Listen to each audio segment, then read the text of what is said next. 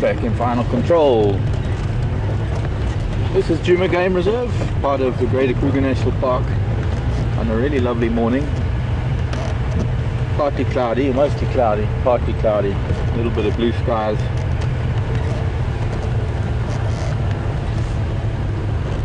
Oh, not looking so great to the southeast, but we'll have to see what that does for us.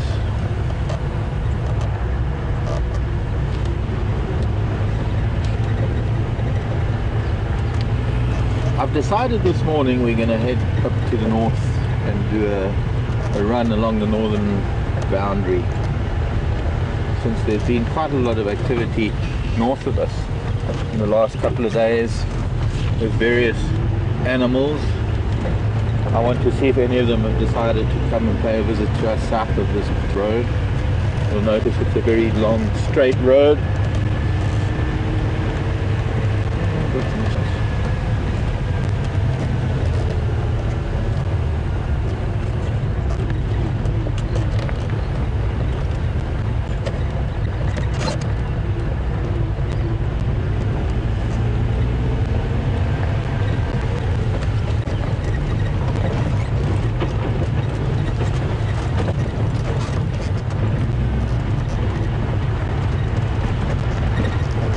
And that actually would have been the northern boundary of the Sabi Sand at one stage.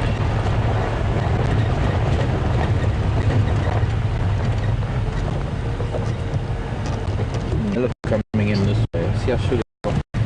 I'm always torn where I'm going to stop, because there were tracks of elephants towards, I suppose, the western edge of it would be, and that would be heading south down towards Dam. Maybe that could have some dung from some of the youngsters. Oops, a bit early for beetles to be playing in it. Marula fruit all digested, and they can swallow them more than they chew them. I don't know, maybe it's just that by eating them they're having a lot of fruit. And in actual fact, I guess it's filling their stomach in a little way, but most of the fruit is just coming out whole. Every now and then they bite into one, get a little burst of marula flavour. I should be collecting some, putting them in the cold marulas on a hot day. A great thing to just tuck on and get all the juices out of the pulp. The pulp doesn't separate very well from the flesh. We'll find a yellow one later. Nice rough marula, it'll get all sticky. Very high in vitamin C. Delicious.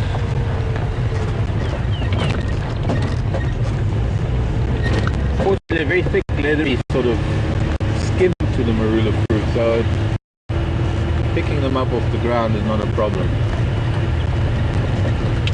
If they're recently fallen, they do tend to bruise very easily.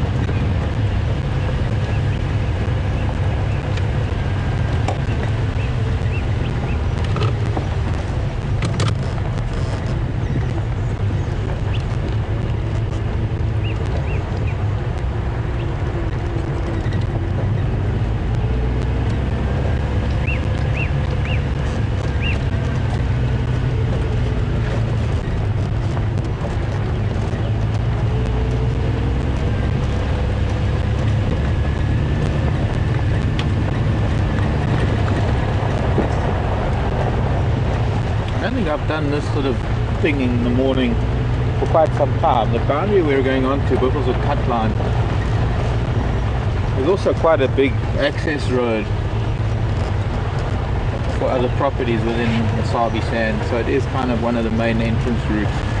So it's a lot more substantial than these side tracks that we tend to drive on quite a lot. And being a road that gets used, it's fairly wide. It's also quite sandy after not having some serious rain for a while. And I'm hoping that possibly they've actually been dragging it or grading it, really grading, but by dragging huge tires tends to smooth out the corrugation quite a lot, the washboard effect. And that does leave a lot of loose gravel or loose sand, and that is ideal for finding tracks in the morning. And heading east, because it's an east-west road, head east, we'll be able to see right into the tracks, make them quite visible. Sun only up for half an hour or so. Getting late every morning. A few weeks ago, driving in, by the time we left Manuleti at 5, the sun was already up, but now it's setting while we're on the way here, or rather it's rising while we're on the way here.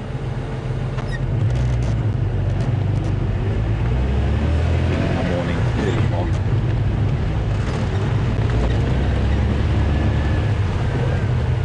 Always a dilemma which way to go. I think we will go east. I'm going to miss out on a little bit of the cut line to the west, going to the big dam on Buffelshoek in the corner near the gate. But there we go, look at that. Look into some pretty dark weather in the east actually, and that could be hanging over Kruger and probably all the way into Mozambique maybe. I'd like to see a satellite map of that. Elephant came across here.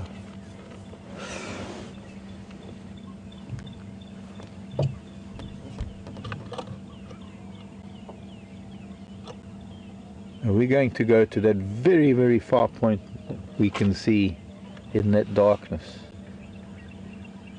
But it'll be sunshine by the time we get there. That is the Cheetah Cut Line corner. The northeastern corner. Let's see what we can find on this wonderful morning, mid-January already.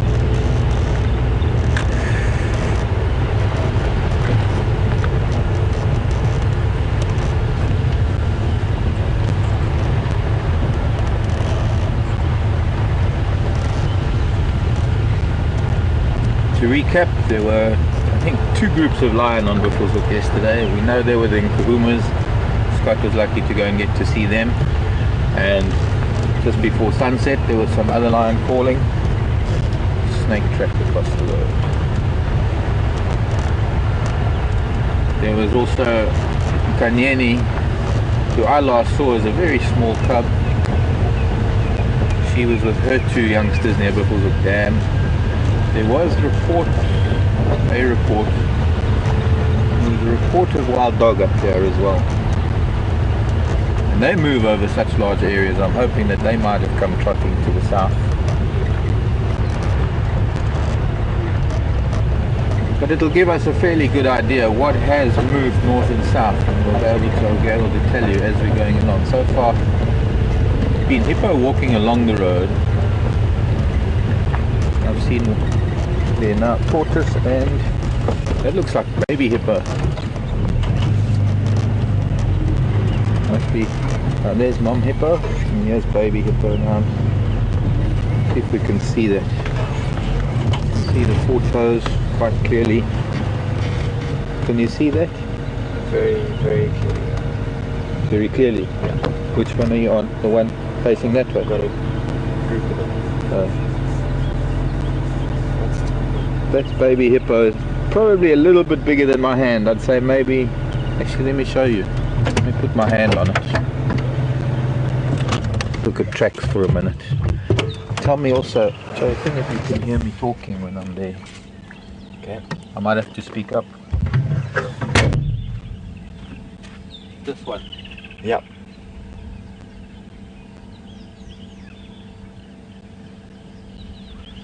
The baby's about the same. Baby's got the same size hand as me. That's interesting. Here's Mama's track.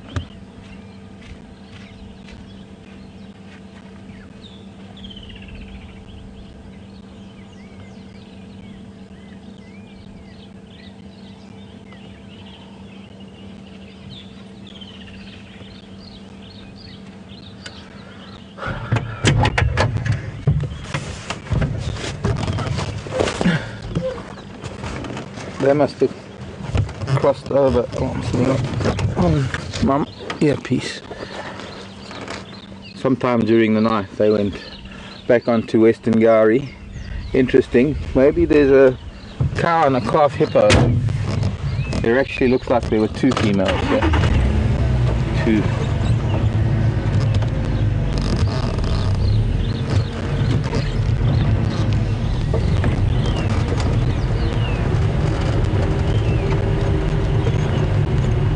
Moving quite fast across the eastern sky, north to south. Looks like these hippo were grazing quite a lot around here.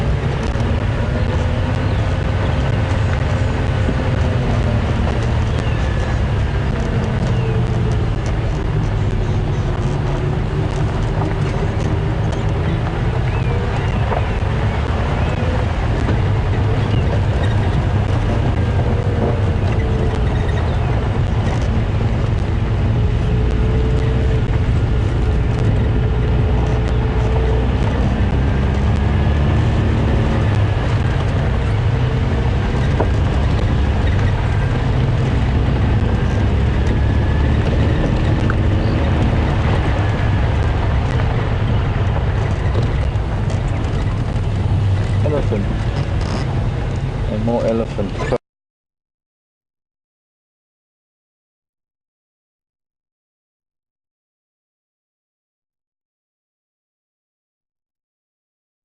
Crossing also onto Western Gari. That looks like it would have been late yesterday, maybe during the night. Tracks are already somewhat worn. There's been a little bit of wind. Tracks vary to the weathering it takes, whether as in summer, not because of the direction, but because of the debris that it carries with it. Why are these Crinnias or Cysticles making what? A racket? Could be a mongoose in the grass, snake in the grass.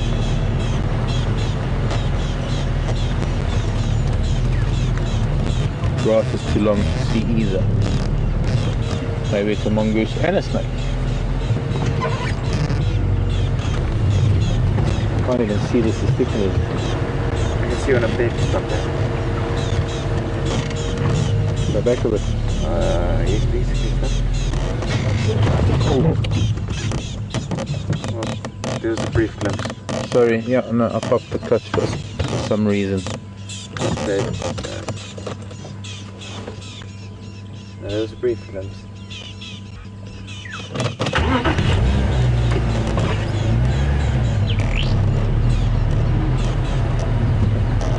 They don't tend to point when they're calling like that. They just sit and they shout in all directions.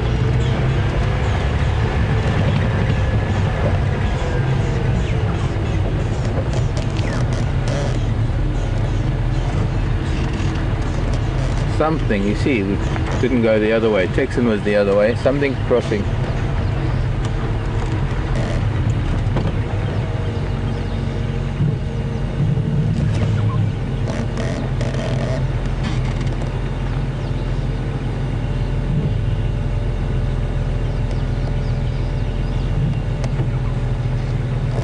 Eastern side of Sydney's Dam. So there's something back there that Texan is talking about. Crossing. Well, cross to the south. That radio signal coming through. catch up with what that is later.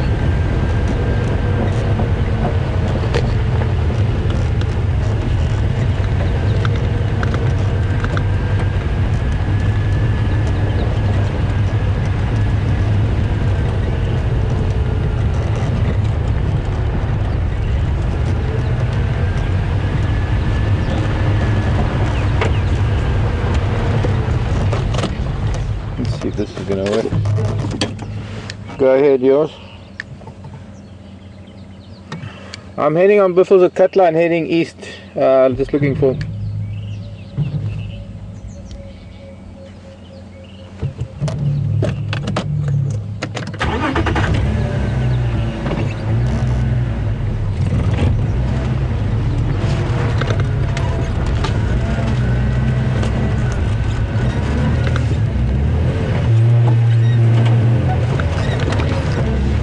Excellent, thank you.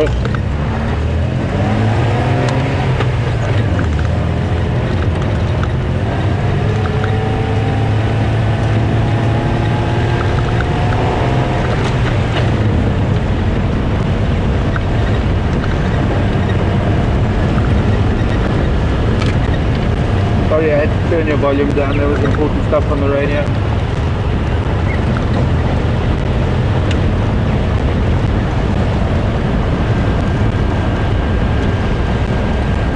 Stand by with that for now. Okay, so it's something I've sensed a little bit of excitement in Texan's voice. There's a lion fight going on at the moment. It seems that the Birminghams and Matimbas have met up, and well, let's see, we're going to have to step on it a bit. We might not get to see them. There's evidently lion running all over the place. So, trying to get far to the southwest as I can.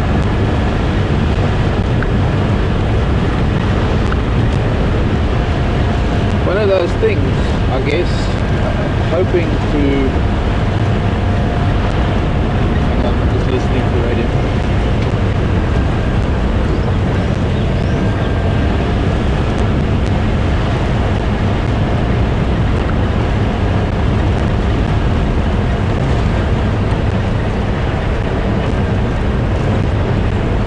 But it sounds like they were east of Sydney's dam.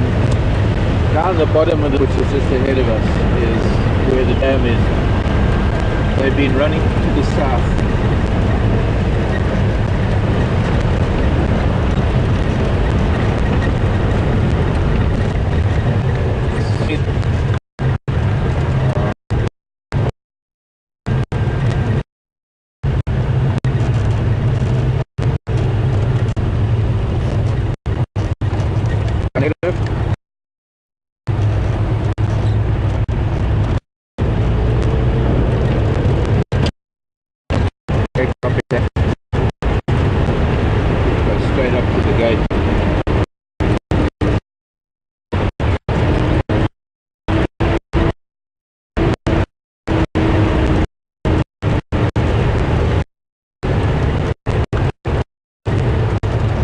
Finally got a full picture of what happened.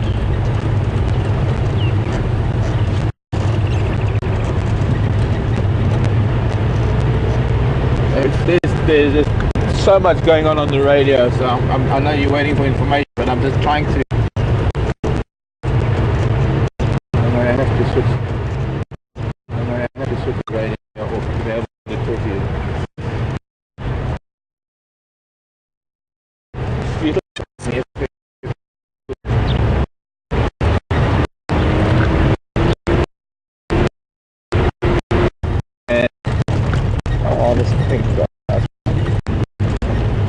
Those Birmingham boys all the way through in manner of seconds, and they seem to be still running towards Arathusa. Sorry, boys. But the Matimba is somewhere. They've come. They've calmed down.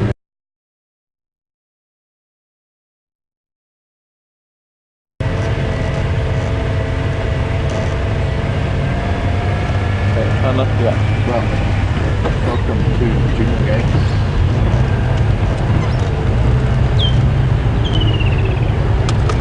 It'll be nice to get to a trip again. I'll be taking Arathusa and see if we can find them a bit later. There's too many vehicles here now. I don't know how this happened. Yeah. Well, welcome to Djuma Games. This is... I'm seeing 3 vehicles there already.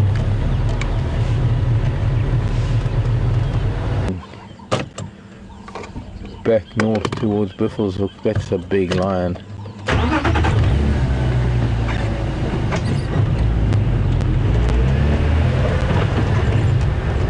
So obviously not, there's another one coming, I can see. And calling as well.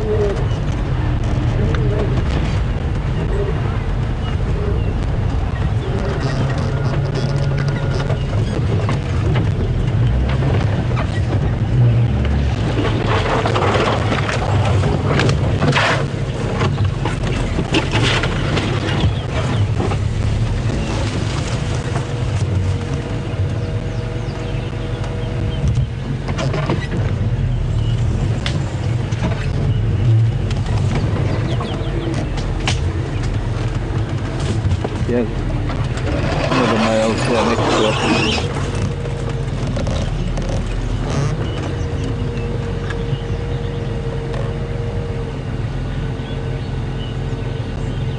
Heading deeper in. This is very thick stuff. I don't know how well we're going to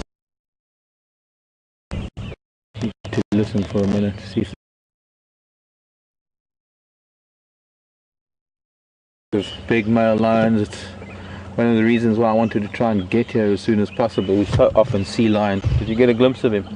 Only when he crossed the road. Not when he was here? No.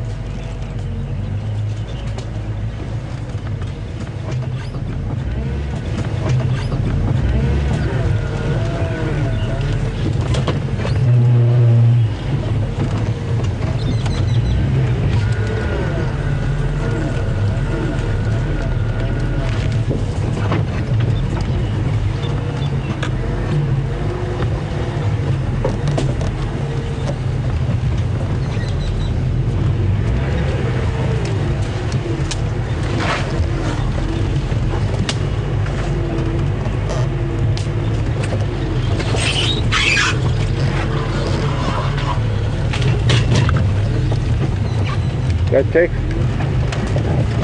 Oh, is it in the 13 where that one went?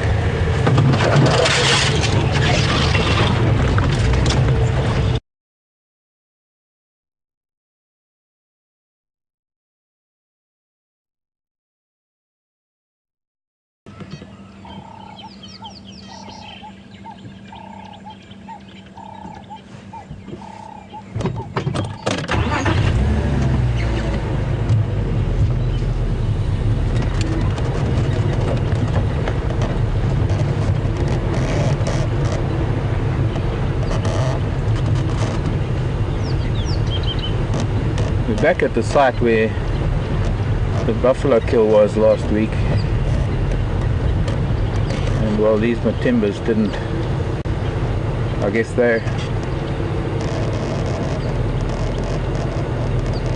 Alright, we're gonna have to take the camera off of them until we get past these vehicles, I'm afraid, because we're just not really allowed to show these vehicles. So these boys wouldn't have known about this kill, but they're certainly smelling it, and they're probably smelling a lot of the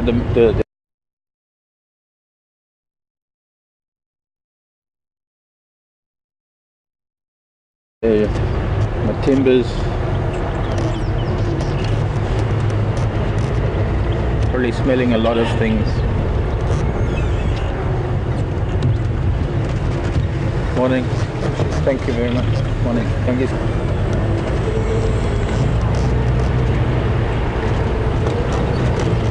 Now there was no doubt a lot of scent marking when this buffalo kill went down last week, and these two are picking up a lot of that information.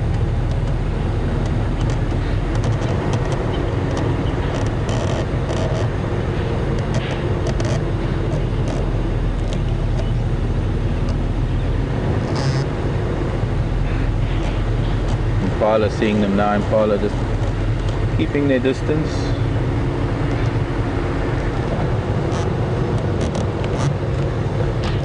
A lot of this quarry, you'll notice they're doing very similar things to leopard. It's a very typical cat thing to do, especially with the quarry leaves. They persist for a long time.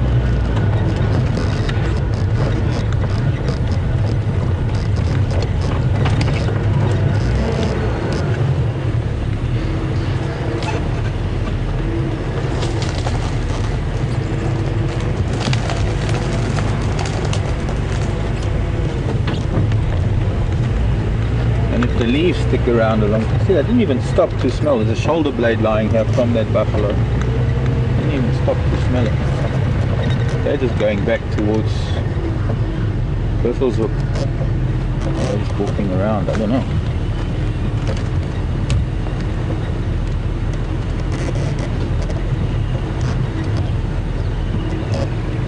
And it's getting so thick here too. I don't know how much we're going to be able to get in here. There are a couple of pans quite deep in here. We've never been able to get beyond those particular pans.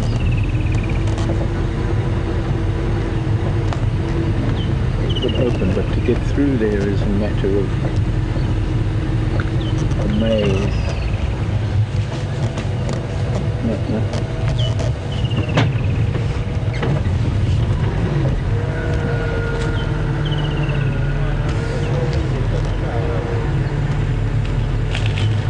Maybe around there.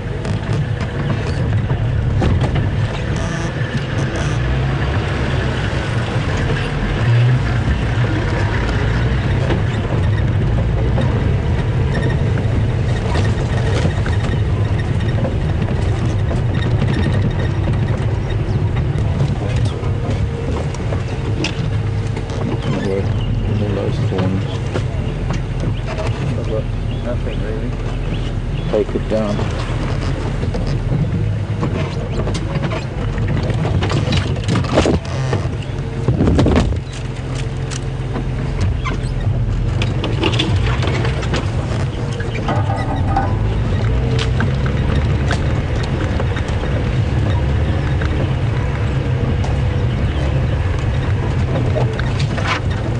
Now we're going to have to go around. Maybe we'll get them going back onto Buffalo's Hook. But there's no help getting through here. Oh boy, quite a lot of excitement. Two giant Matimbas chasing those Birminghams. I guess those Birminghams must have been really scared, because these are two big boys. I mean, these are past their age.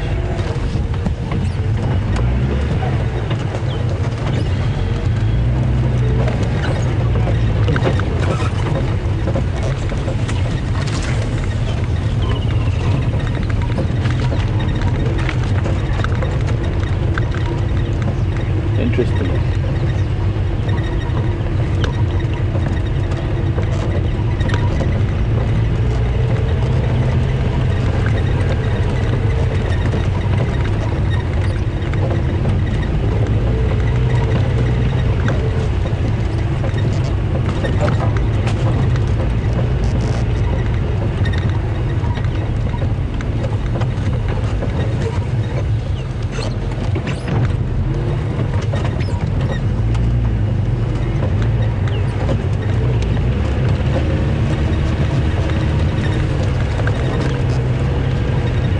So just to recap, for those of you maybe joining us a little bit late, there was a bit of a skirmish this morning between these two Matimba lions and I believe maybe 3 of the Birmingham boys, and they can smell elephant as well. Elephant too much. I don't think we're going to catch. They were walking, they're on such a mission, these boys. Looks like we might have lost them. Trying to get through here is impossible. We'll have to go around. So this happened all on Buffelshoek, and these 2 Matimbas chased the 3 Birmingham males all the way here onto, from Buffelshoek all the way here onto Western Gowrie.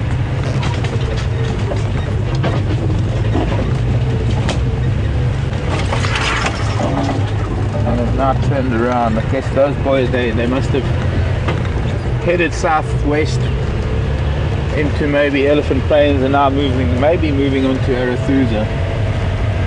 There is a pan in here, I don't know, we'll give that a miss maybe. We'll just head a little bit further. They were coming back up towards Buffelshoek, so we might be able to see them coming out further on. I don't think anybody got hurt. I think maybe it was just a scuffle, and of course with these big males, those youngsters would have just turned tail and ran. I think the big boy is making a point of chasing them far enough to give them the message.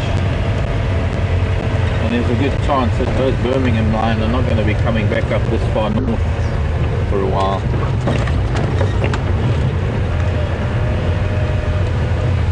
A lot of impala here, so they haven't come this way, but maybe... Morning children, where's the lion? The impala won't really be too worried about lion. They will alarm and they will be alert. It's 2 big male lions and no threat to impala. The impala are a little bit too fast for them, unless it's night time and unless the lion can actually get close to them and maybe accidentally stumble across resting impala.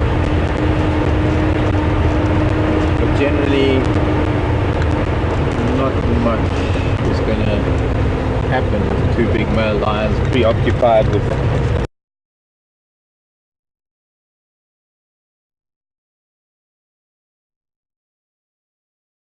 intruders in their territory.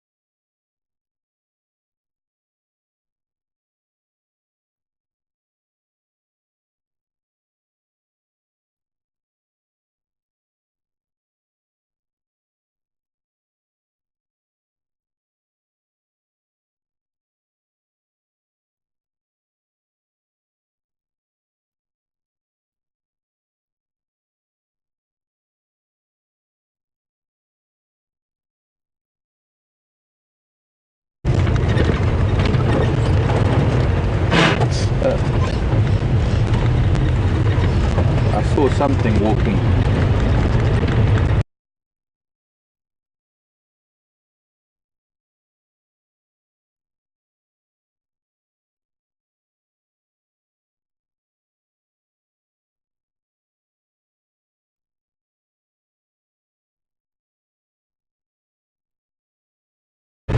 Through here.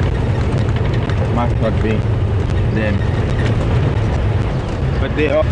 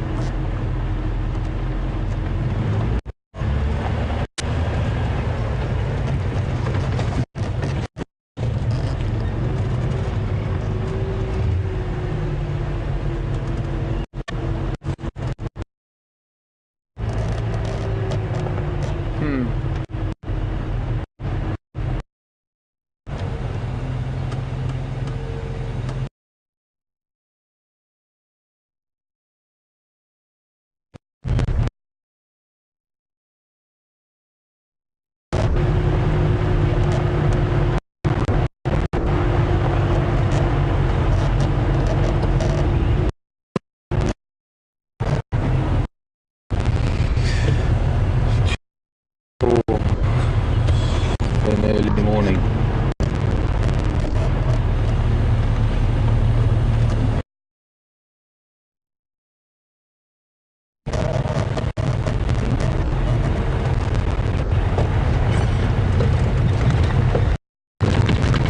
Fresh early, don't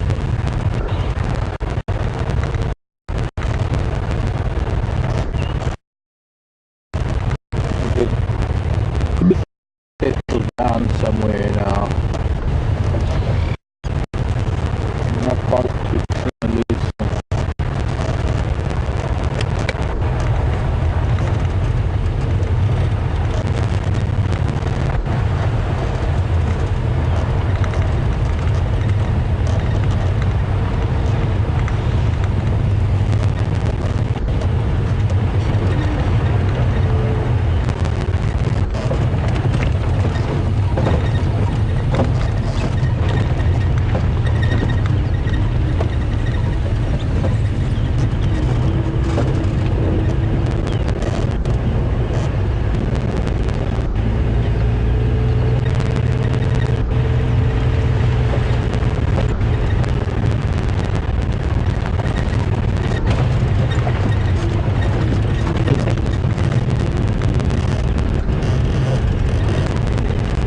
So they seem like they might be looking in circles. Here's some weather coming in, just my luck.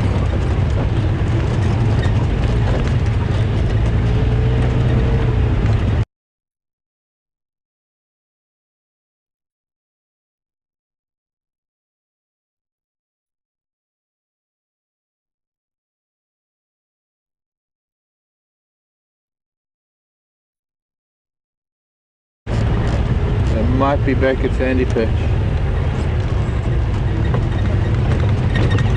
Yeah, pulling. There they are. Them approach.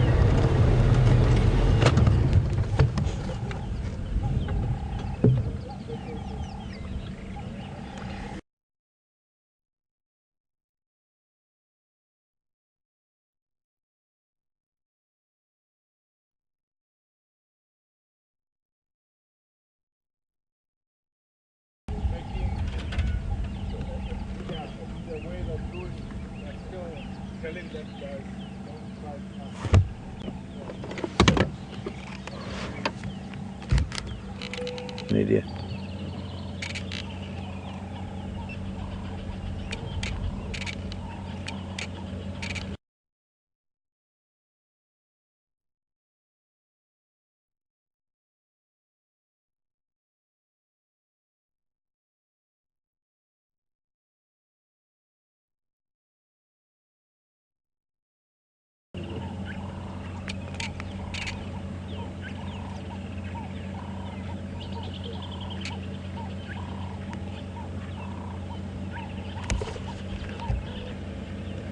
Might be missing a lower canine, this other male.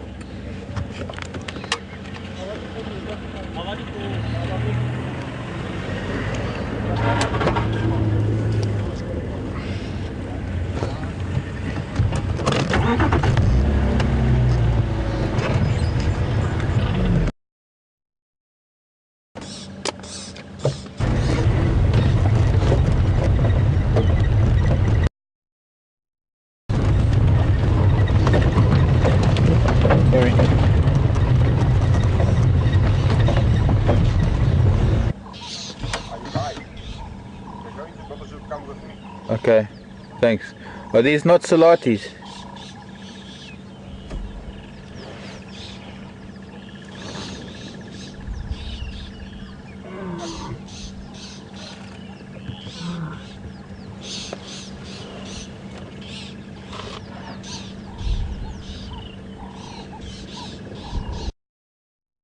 This way as well, and because of the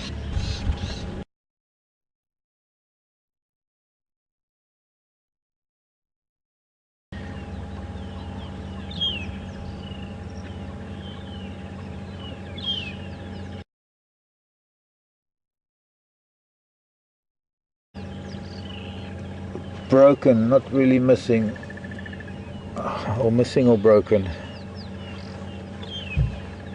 should have been photographing, but I was looking. Oops.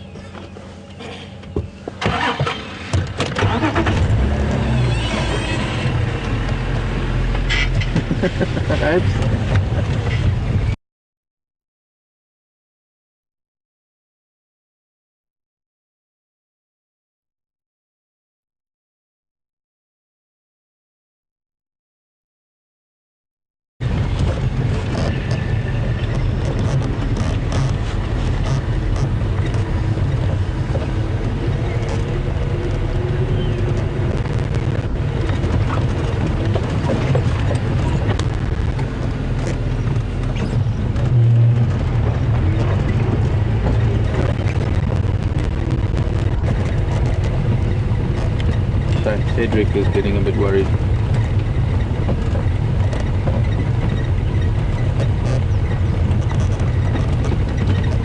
Right, we're just going to stand back. It seems that there are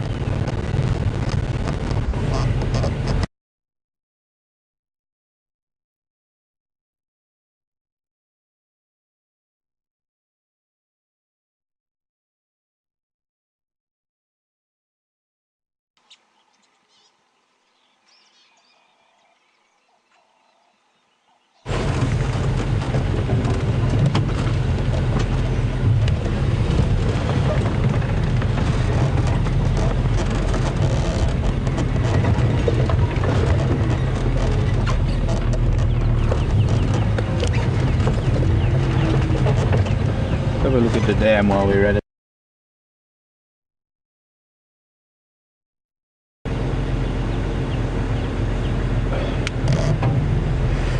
Okay, off we gotta go. We've had a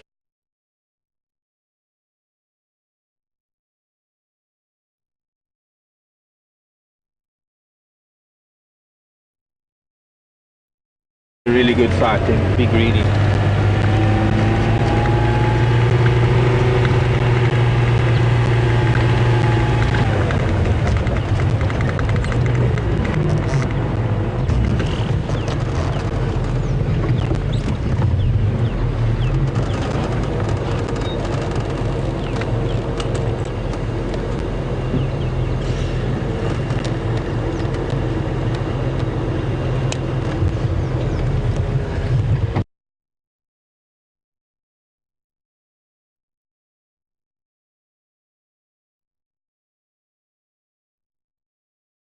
Also, it's going to make way because Cedric's coming in.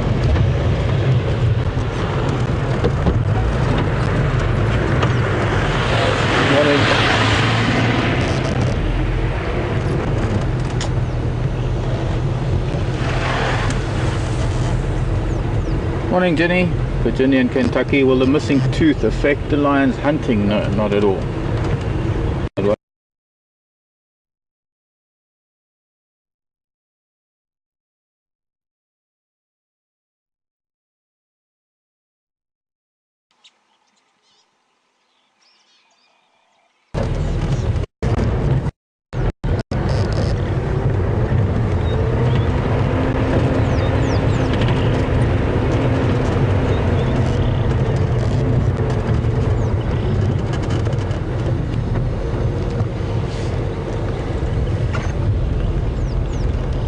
More.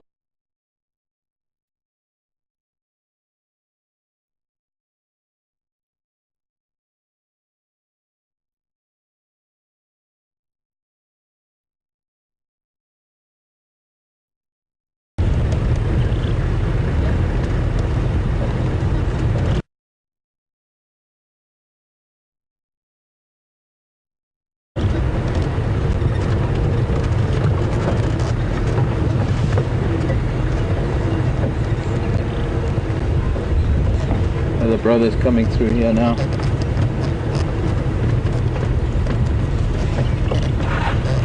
Jenny, Virginia and Kentucky. A broken canine would have probably affected his eating, would have affected him for a while, because it would have, Judge Alec didn't really get a good look. Now he is, it looks like he's a little bit shyer than the other one. He's sort of sticking to the edge of the guari stick. It's rather than coming out in the open. And I saw him from the right hand side. This is quite hard to see.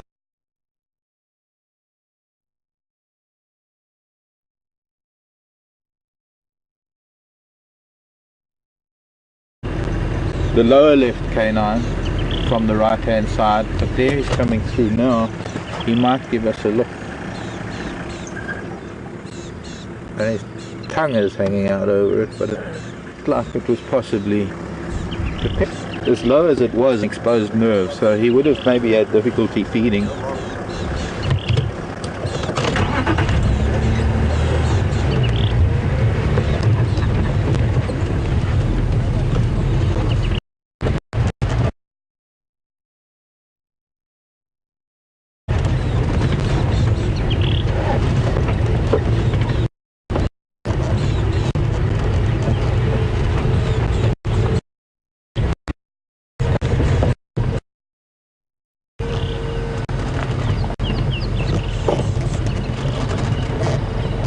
Atmospheric pressure change.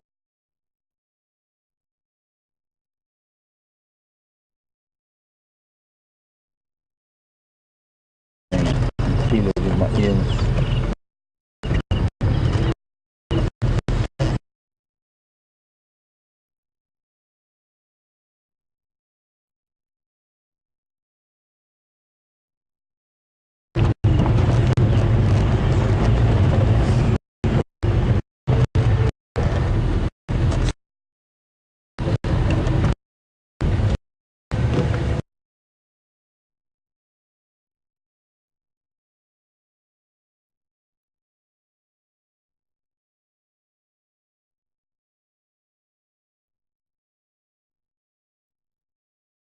So we need to find our way through there as well.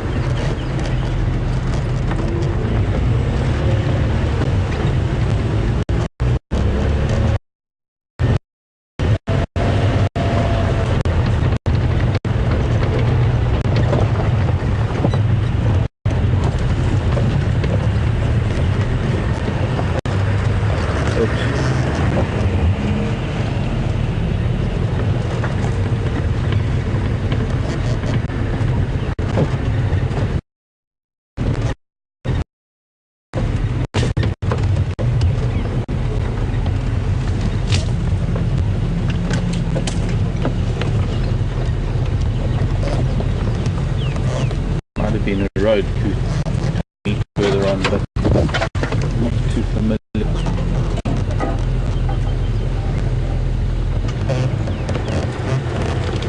Hippo in the background, not too concerned at all.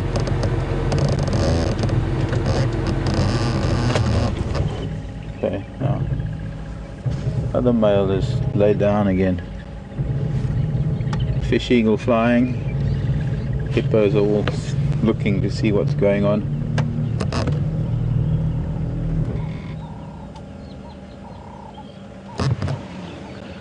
And from there you can just drop straight down to that one through the gap.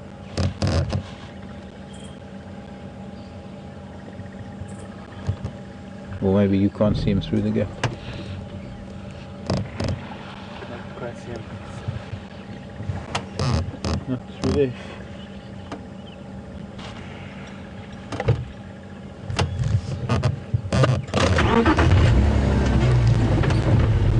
Let's see, maybe this one.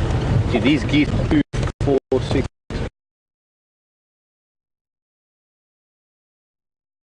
Okay.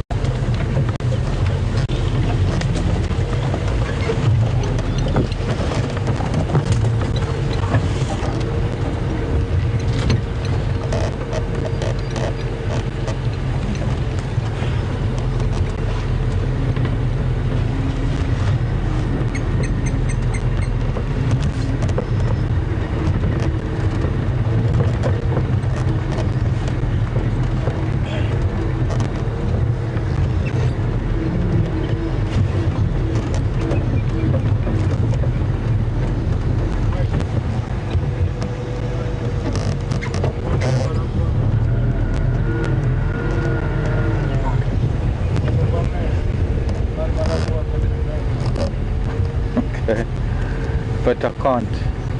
I can't. It's not Selatis. Yeah, Matimba. That other two that are more to the north. Rolling in hippo dung. He's really enjoying it. He wants to cover himself in hippo dung. This is just recycled grass, really.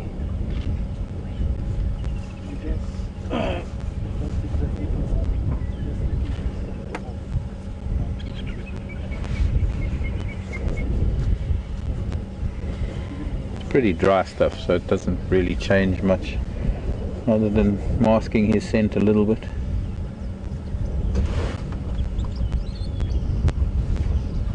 Looking for his brother.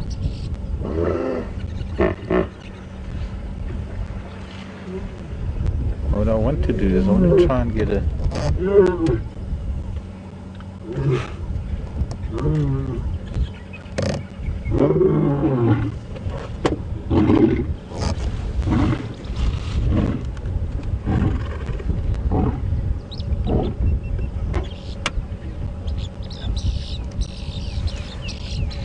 brother's coming.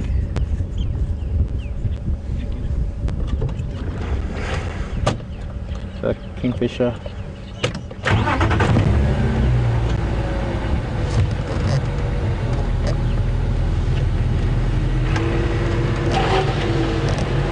We'll try and get a view of them with the dam in the background of the hippo that are displaying somewhat.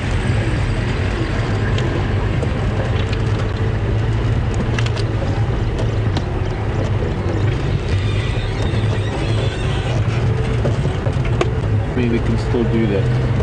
I'll just get a little bit up ahead of him. We can just glance back and get a better view of things.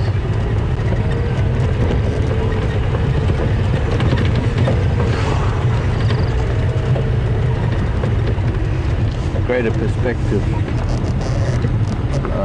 Once again, lying down, he's interested in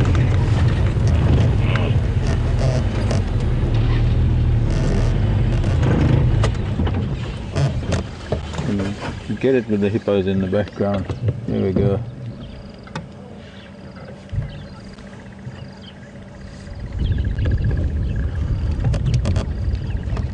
How are we doing on the radio? Good.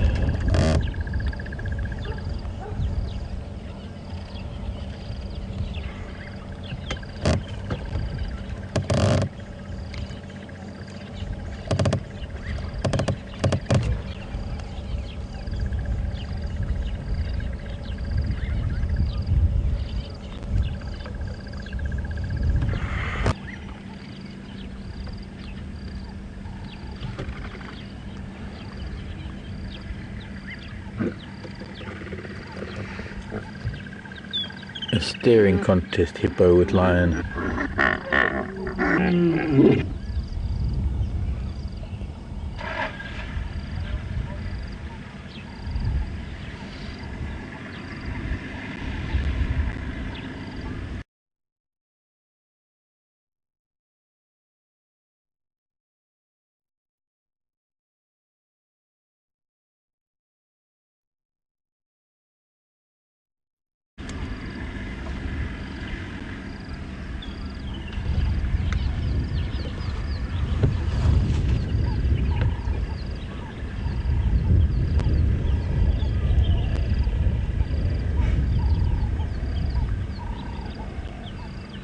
Brother's not even answering.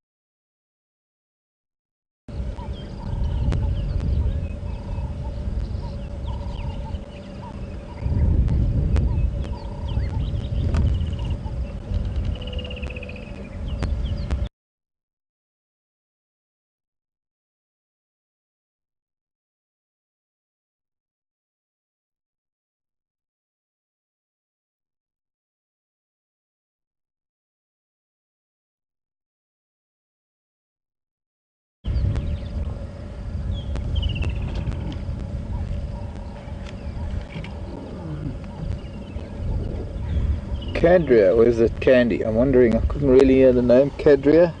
Candria? I know, Candria. Males and pride males and females. And that does sound confusing for everybody.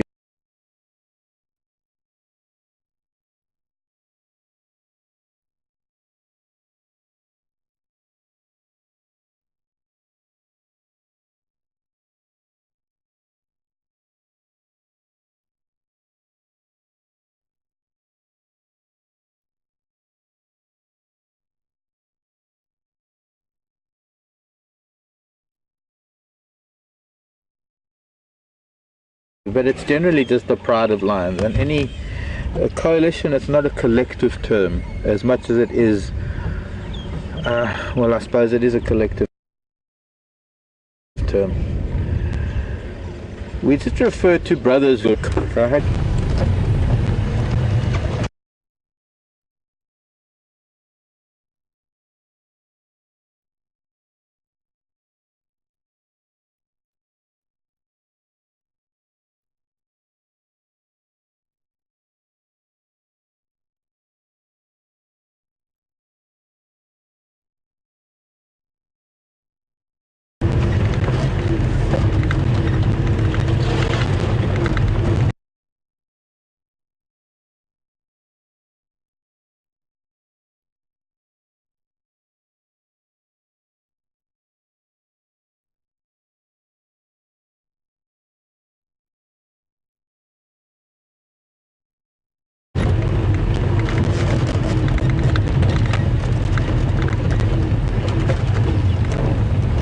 And I thought it was the brother. It's a car.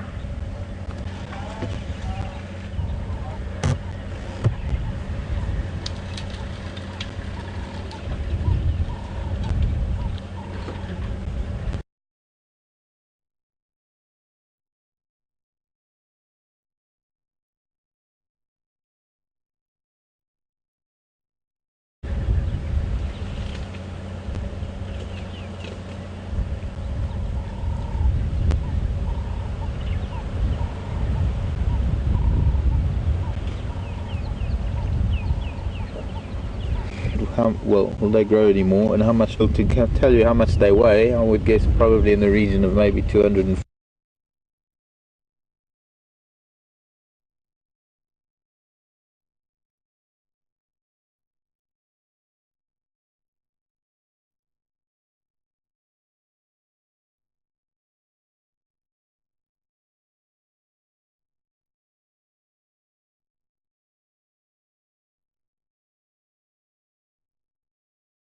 Odd kilograms. Heaviest male I think on record's about 300 kilograms, and these are pretty big males, so I'm sure, I guess kind of difficult guessing for confirmation, although the guys are convinced that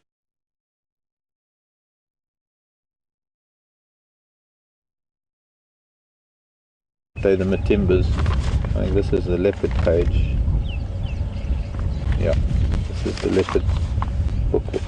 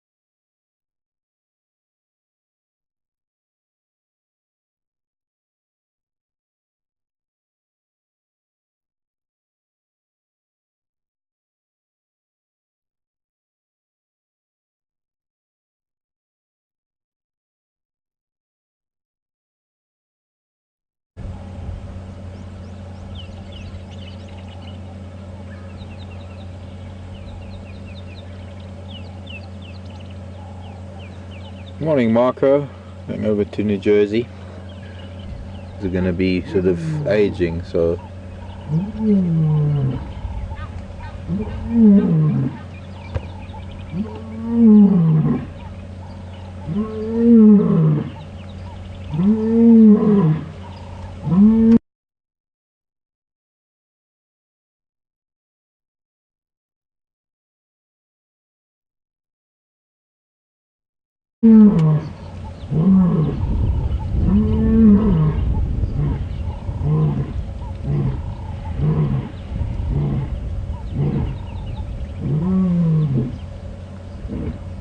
his brother participates primarily to reiterate their status, that this is theirs, their land, their territory, sending a message to them, to those Birmingham boys. Now, I wouldn't be surprised, because the edge of this termite, this other boy was calling on the edge of this termite mound, and I wouldn't be surprised if that was actually the reverberations caused by the hollows in the termite mound.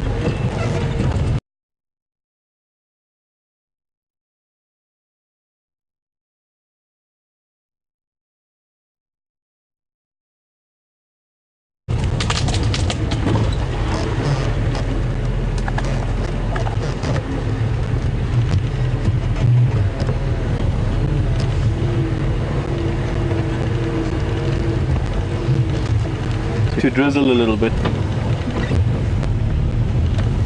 The other thing is that those 3 Birmingham boys could maybe go and find the other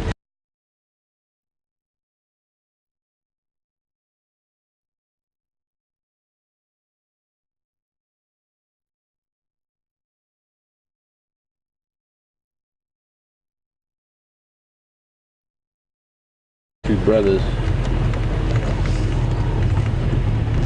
Even if they're younger and any less experienced, 5 against 2 is with some better odds.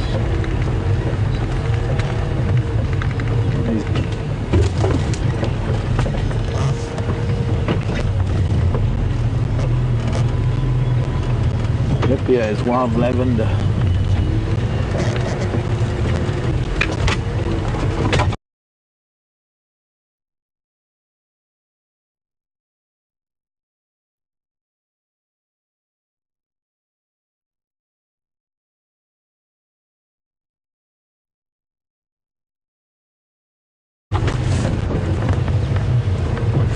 Clear there, clean. Now, if he will call now, that would be great.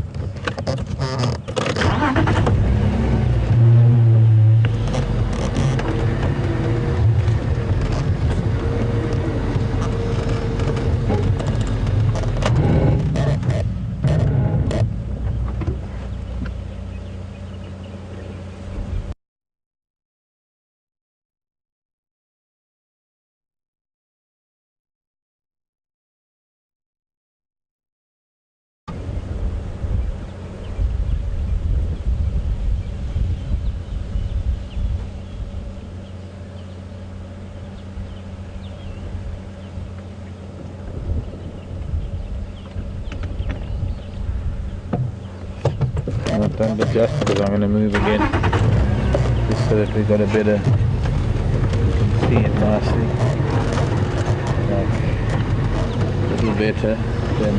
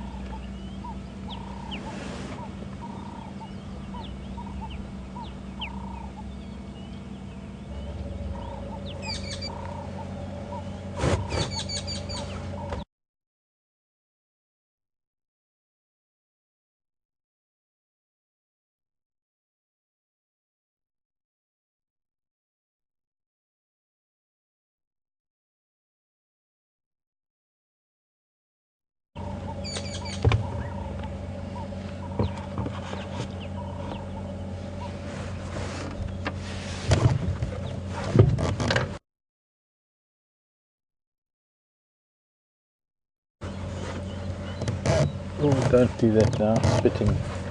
Rain starting.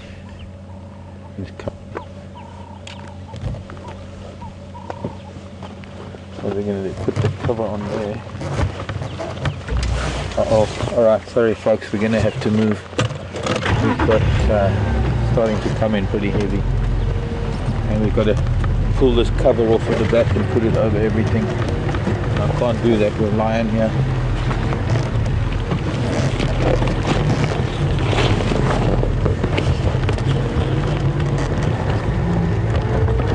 It's going to last long.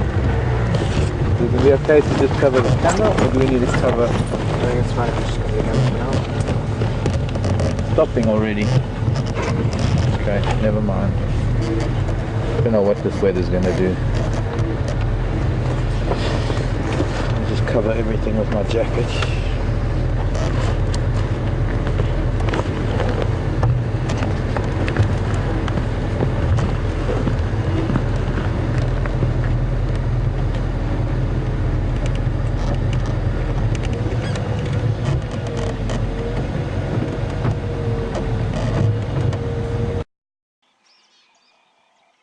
If I move a little forward, there's a gap.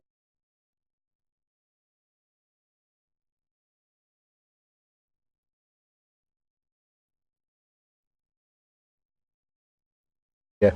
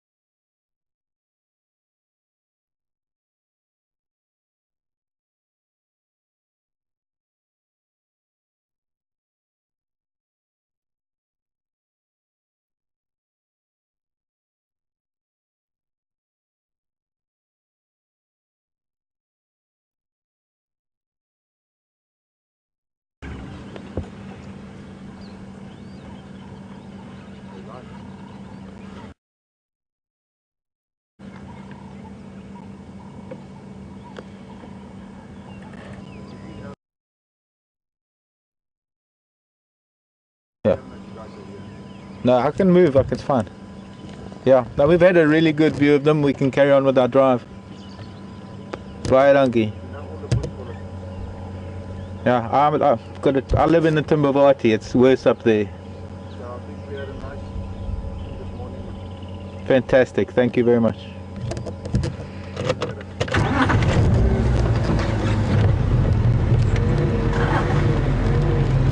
Can't overstay.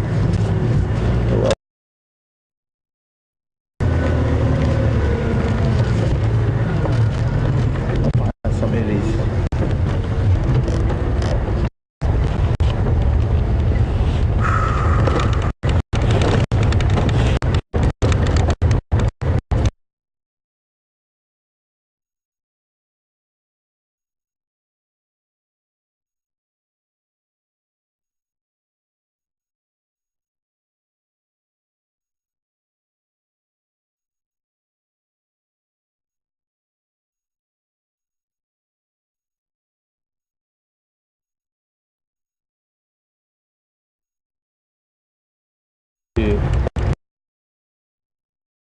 One thing that's hard to beat.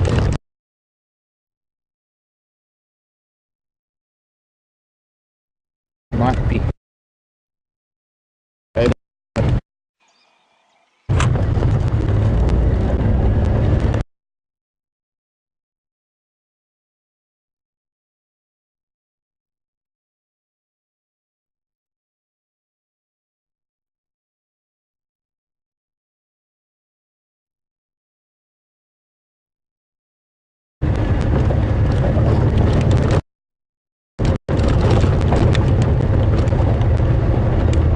Maybe another day we'll get to doing the boundary roads and seeing what comes across. Funny anyhow, this morning, believe it, different.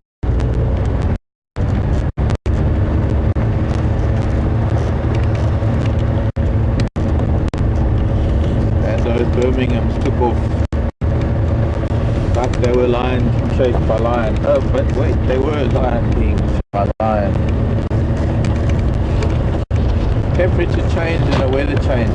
I felt that earlier driving. I did temperature change happened. And this low pressure system was out far to the east earlier, being north, but now somehow the whole front come up.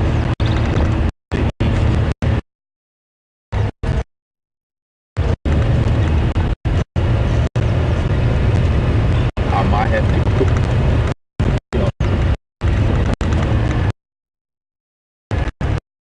So the pace is now going to slow down a little bit. Still you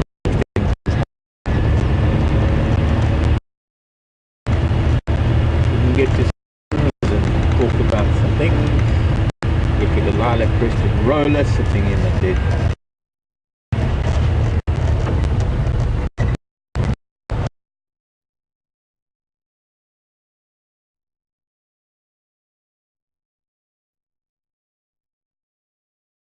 Rakke.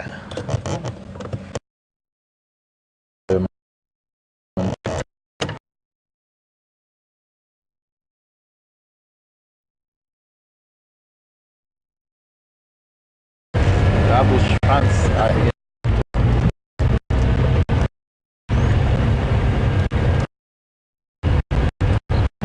That's what it is.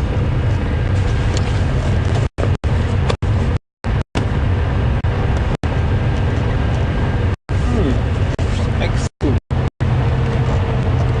Maybe Jason got some of that. Did you get some of that? Got some of that. After I wiped out your card. After you wiped my card. What was on your card before I wiped it? The back line. Line trunking and then a bit of leopard message. Oh, no. Didn't know about the leopard. I thought it was just the lion from today. Which leopard? The twins. The twins? The cubs. The cubs. All that footage of the cubs gone.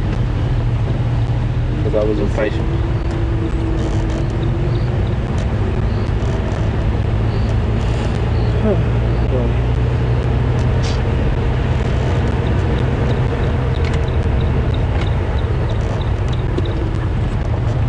Go, Wendy.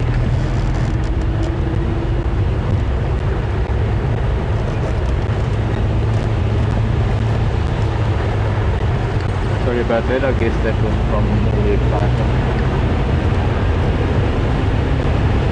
Wasn't intentional.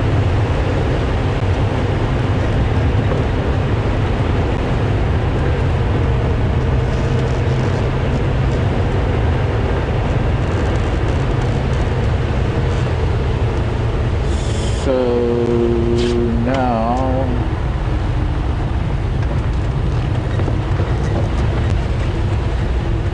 let's go south.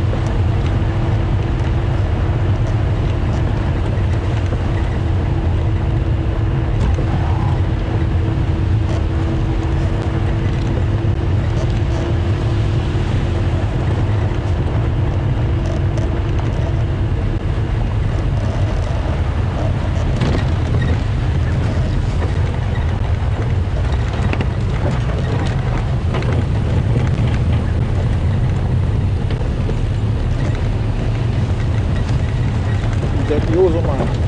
Yours.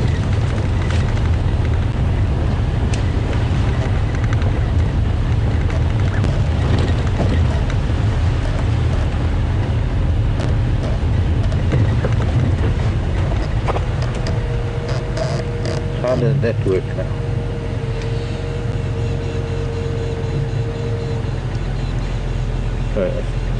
Let me Maybe you can pass on that question. I'm getting tied up here. I didn't get the question. You didn't get the question.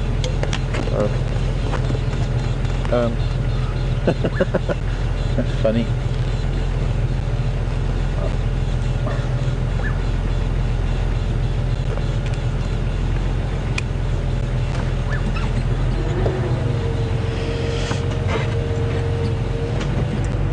Get that? No, didn't get anything because I was trying to get my earpiece out of my pullover.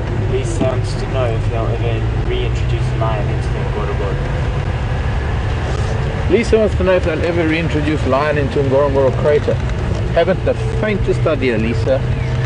I'm so out of touch with the Ngorongoro crater, it's unbelievable. I have never been there, haven't had much to do with it. I know it's a really beautiful place, but it is also a circus in terms of tour vehicles and how they behave with the animals. I always thought there were lion in Ngorongoro. I guess I'm wrong. Maybe there aren't any.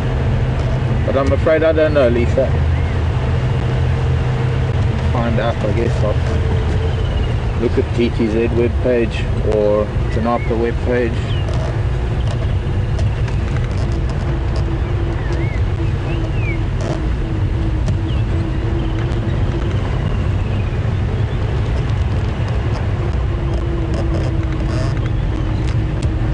Try and get Bluetooth earpieces because I get so tied up with this concertina cord, with this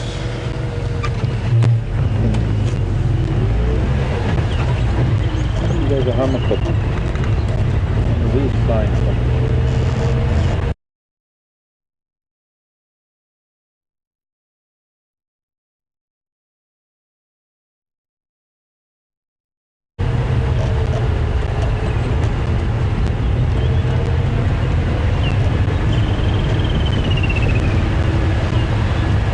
Elephant's been here quite recently. It's pretty fresh leaves.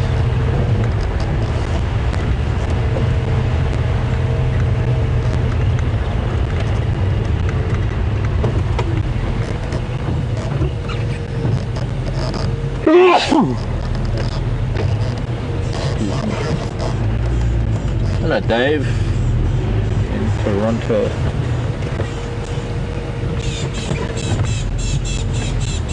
Old feather in the road, maybe I'll leave it.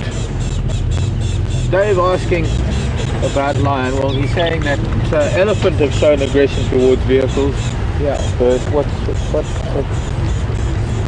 me shouting at? Have lion ever shown aggression towards vehicles?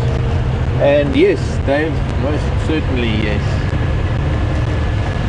They do get a little bit irritated with them. They can charge them, they can snap at them, hiss and snout and growl.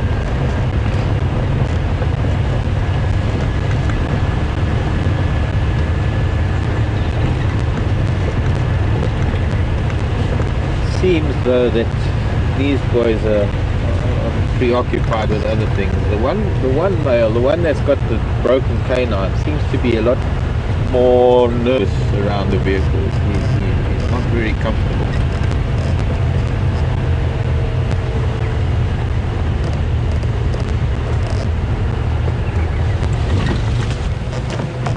There's a land snail.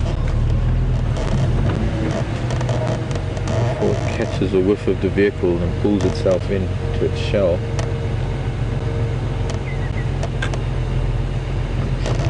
Wait until it crosses the road. Probably about 6 inches long. Hello, Akatina.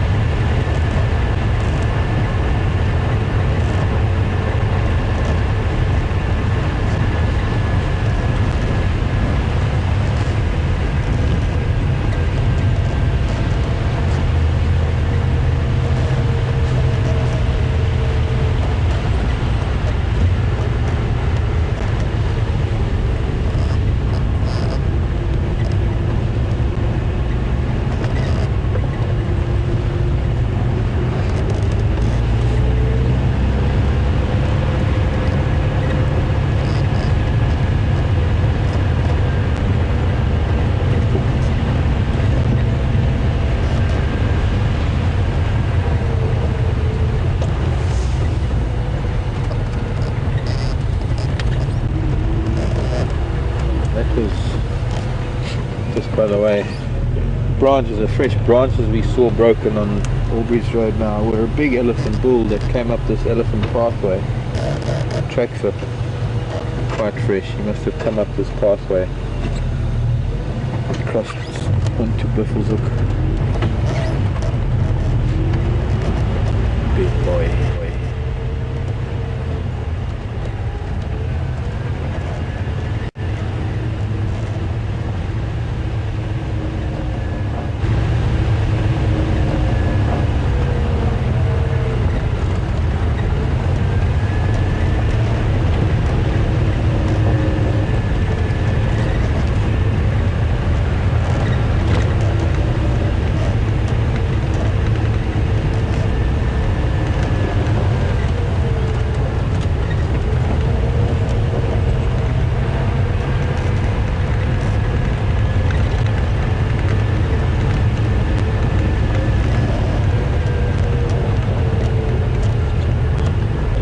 Strange question from Utah. Morning, Ryan.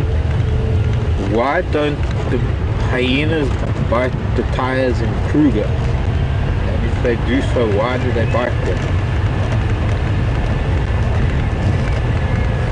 I'm not too sure if anyways, Ryan,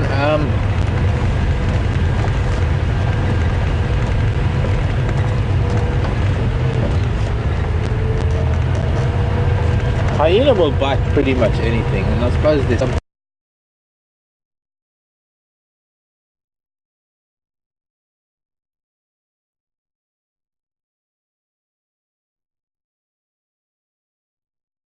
in rubber that hyenas are interested in. I've had young hyena chewing on my tires quite often in the Timbavati.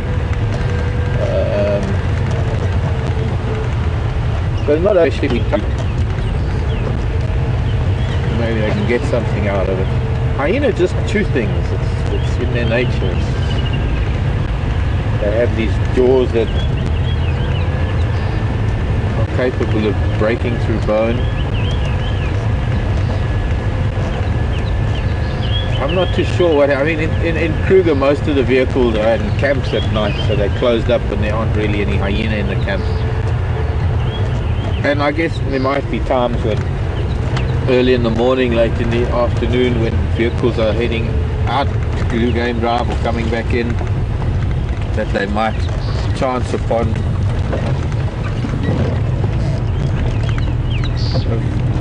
some hyena, and hyena, if they let them, hyena would maybe I don't know, it's a strange thing to comment on, but I don't know of incidents. I can only speak from experience. It's not something that gets reported much.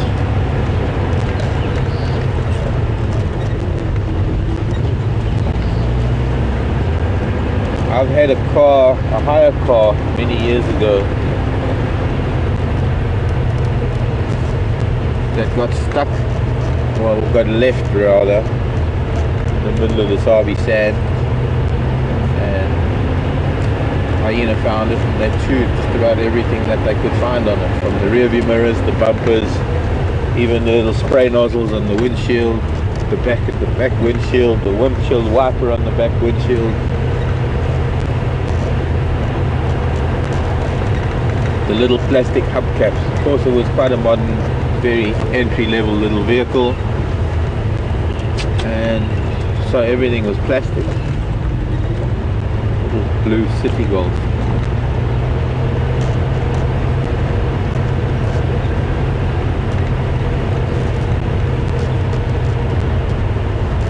Why? Because they can, I guess. I don't know. Odd thing about hyena. I've had in camps where I've managed camps in other parts of Africa where we don't have fences and we don't have anything surrounding the camp. We have animals permanently in the camp. And hyena that come through at night. Often after dinner, if people sit in the chairs around the fire and they've been eating things with their hands, the hyena chew the handles or the arms of the chairs because people have touched there with hands that have touched food, and hyenas smell it and they want to investigate, see whether there is anything to be gleaned from it. I've found all sorts of things lying in the bush having been chewed by hyena: binoculars, cameras, bags, jackets, anything they can find. They will just chew on and see what it is.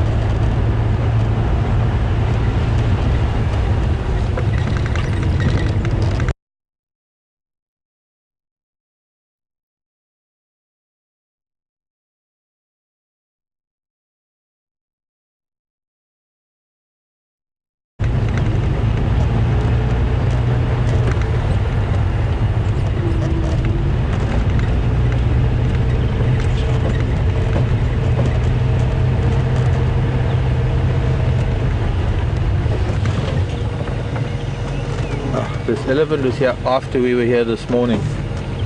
This must be that big boy that we saw crossing the road. The tracks crossing the road now. See, we came in this way this morning, and there's been a big elephant bull here since we were here this morning. Oh, on the other hand, there might well be another one, because it looks like he's actually heading south.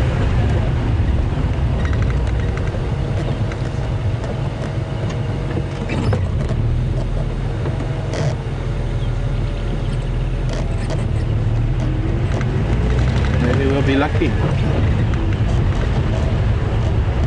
Been a bit of wind on the track, and there've been doves walking on top of his tracks.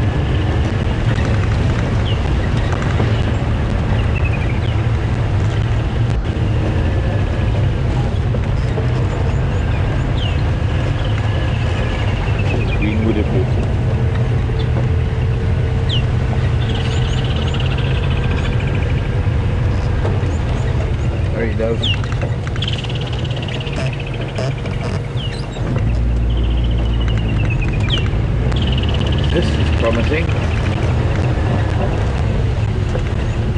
As long as he's still walking on the road for some distance.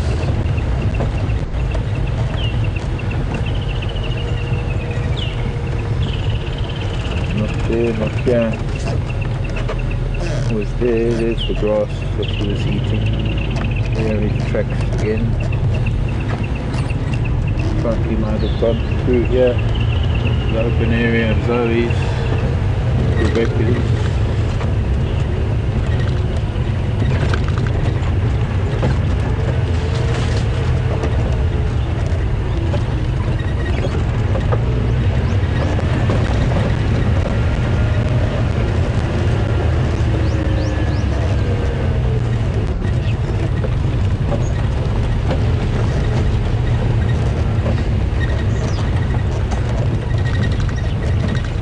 Baby elephant, tiny little elephant track. Yeah, not as fresh as this bull though. And it looks like the bull went that way into here. But we're going to have to do some riding around and looking. There could be a herd of elephants somewhere in this block to the right.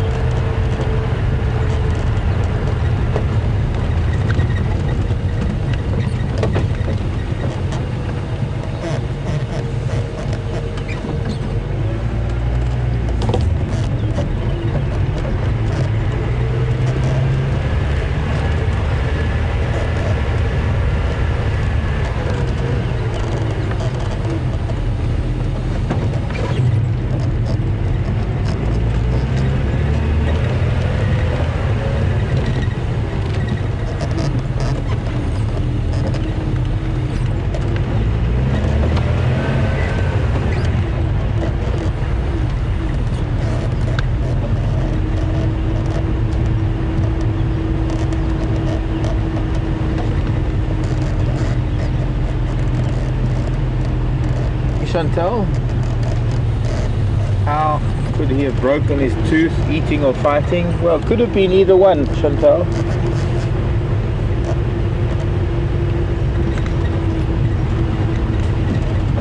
Pretty much those are the only two things that, as far as I can think of, only two things that it could have, well, killing maybe. Eating, fighting and killing. Maybe getting a hoof in the jaw, or trying to grab a buffalo and getting hit by the horn. So I guess it's three things, Chantal. Could be eating, fighting or killing.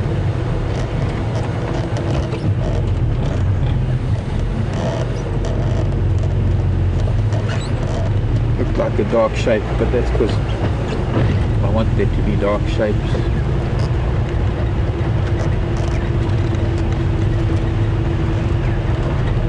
Now we could just send up a drone and the drone would find the ellies and then not know where they are.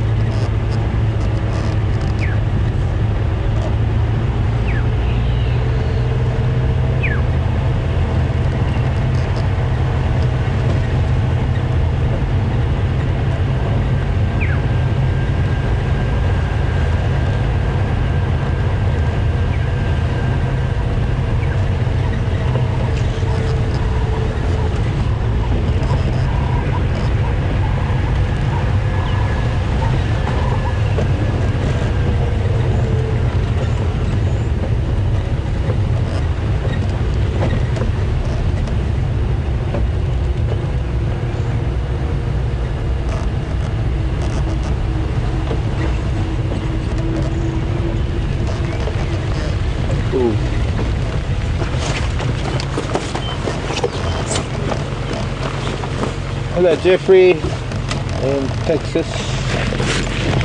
Do elephants ever interact with other animals, positive or negative? They do, Jeffrey.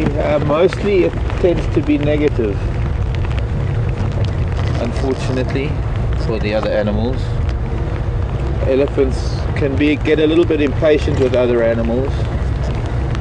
More rain coming, spitting, drizzling it. There we go. These tracks are leading.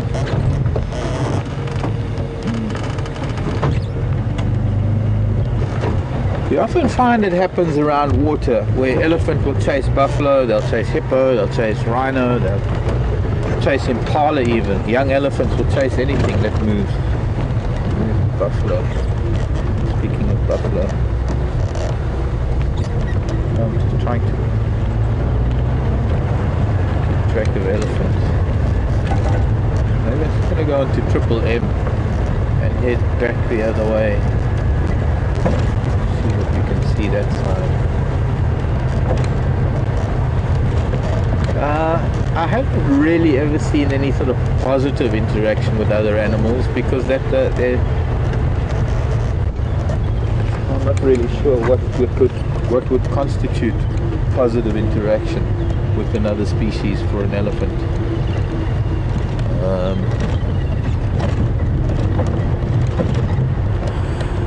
They get very aggressive with any of the predators. They tend to try and chase them. They don't like any of the predators around. So that's negative towards other predators. Morning boys, sorry if I'm disturbing. Here's our unicorn ram. And some guinea fowl.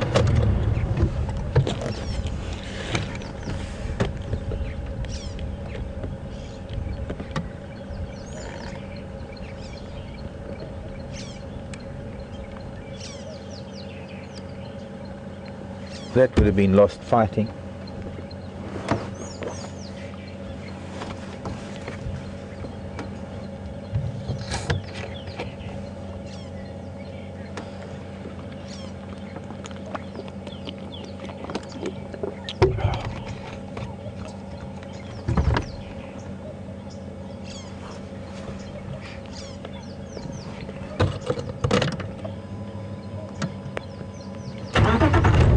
Let's see why a squirrel's shouting. A squirrel's making a lot of noise up ahead.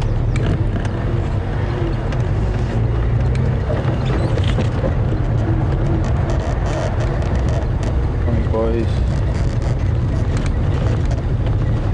These two rams are looking to see why the squirrel's making so much noise.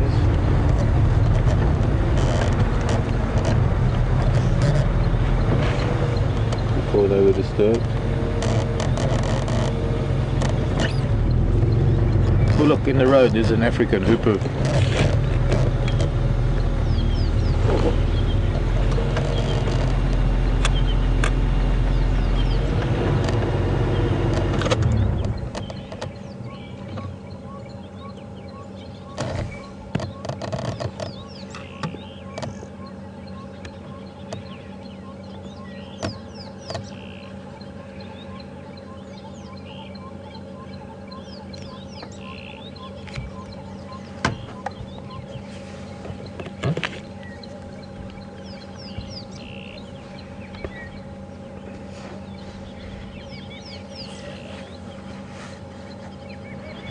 I think if we check on Gary Main, the squirrel's shouting at a predator. Sorry, hoopoe.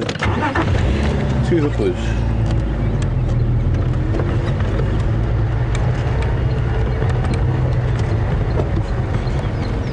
So much I want to do. To go and look for things. I can only be one place at a time.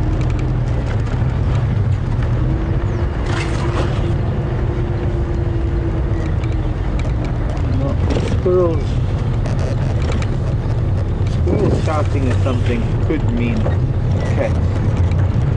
And if there's a cat there, could have come in off of Gary Main. If we have a look. I do want to come back this way.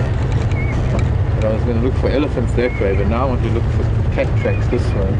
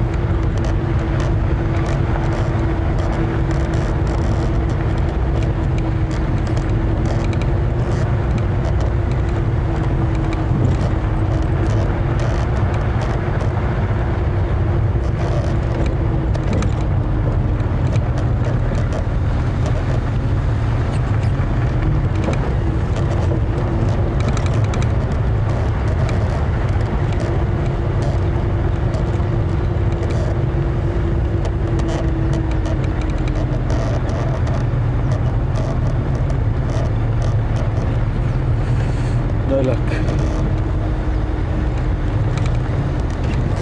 Tortuga. And kudu. Only two things that crossed here in the last little while. So, back to that big elephant tracks. That could have been that bull.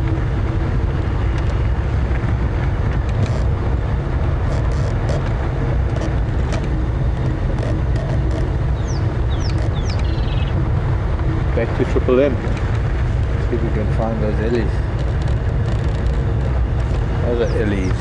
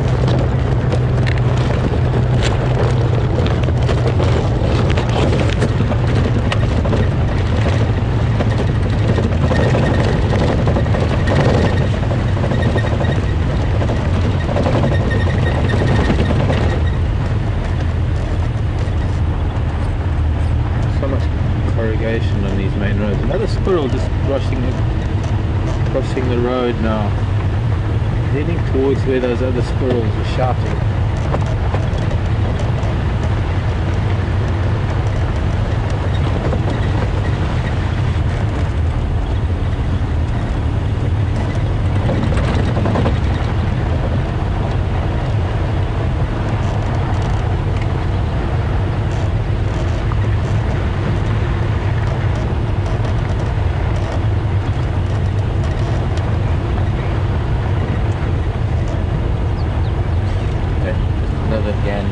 Another quick look.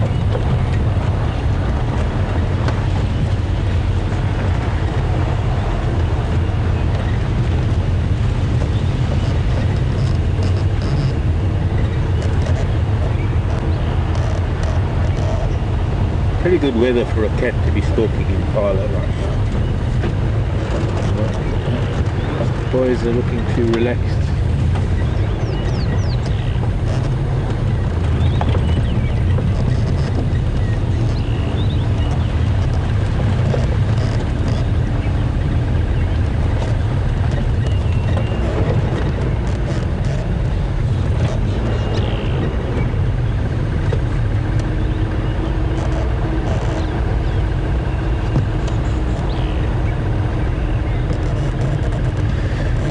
Squirrels have kept quiet now.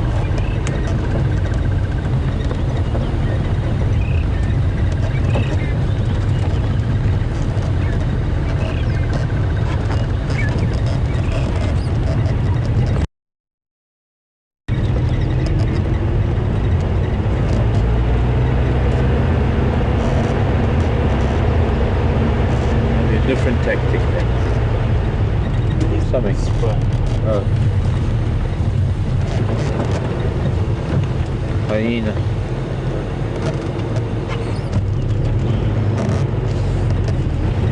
And hyena here too. Two hyenas.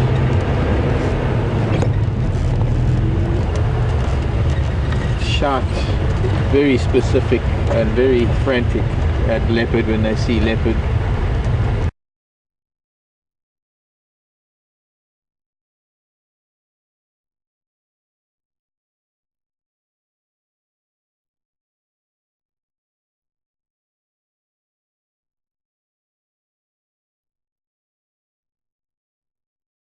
For lion,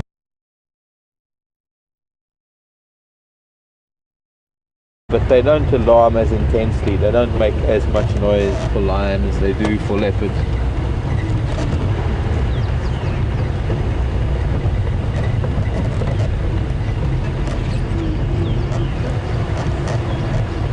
Well, we might as well go down to Treehouse Dam and do a loop around there now.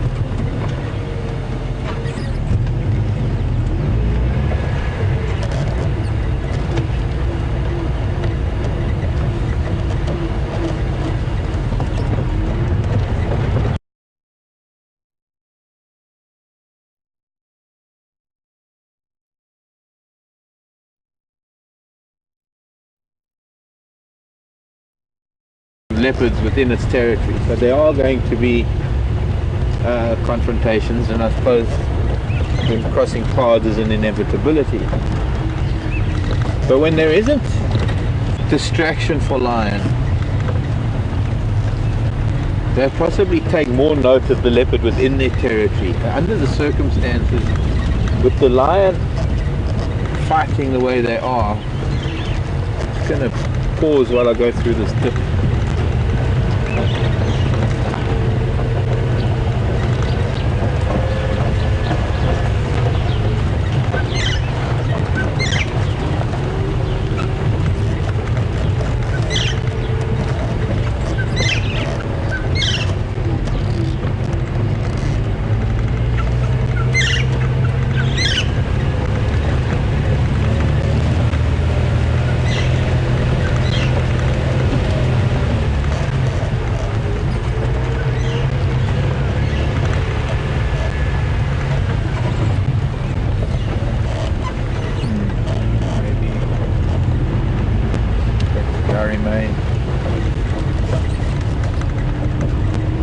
So with the lion concentrating on each other right now, it's just a greater chance that a leopard can go unnoticed.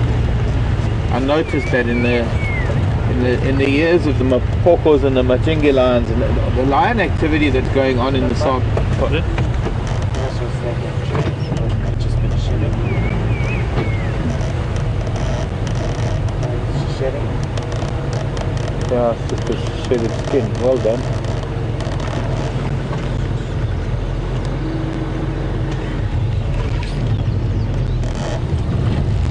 Recently shedded skin. I'm going to see what it was.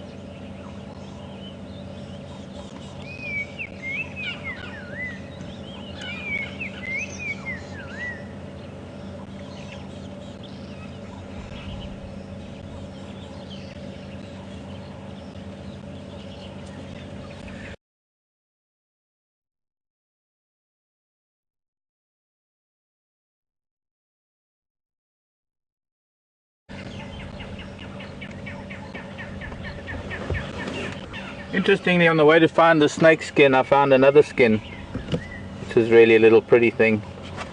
Look there. Really with the wood. But that's a shedded skin from a praying mantis. Oops. Then there's the snake skin.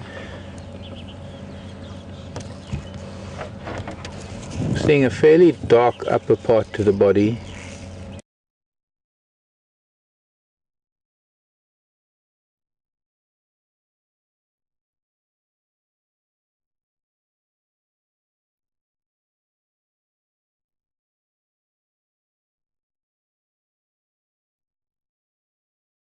With quite a distinct stripe, central stripe. smooth scales, pale underbelly, which most snakes do have. Let me have a look. Quite a dark back. Now here's the head part. This shedded skin on this buffalo thorn. You can see the eyes and a very blunt face to the snake.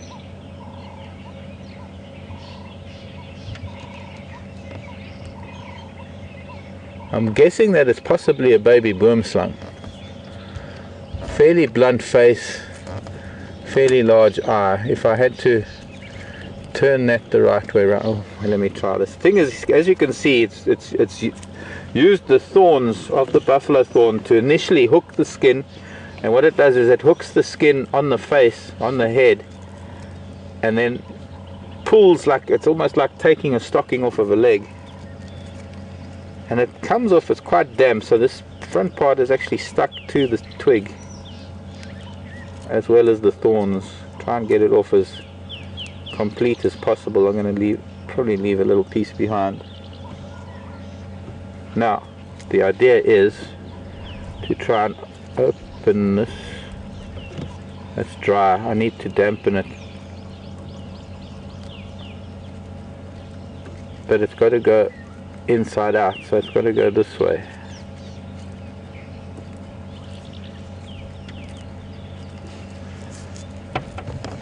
So that would have been the snake's.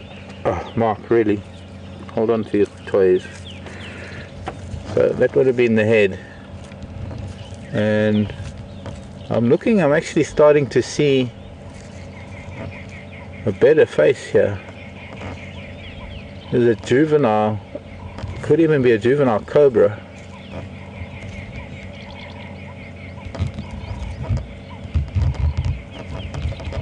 Trying to position it for the camera.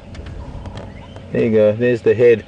Bottom jaw is here as well, but it's kind of stuck to everything else. There's the bottom jaw, part of the bottom jaw. I could probably count the scales and make a better diagnosis after counting the scales and looking at the configuration of the scales on the head.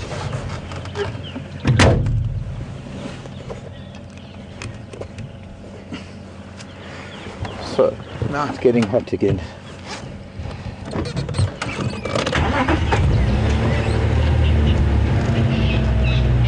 Interesting.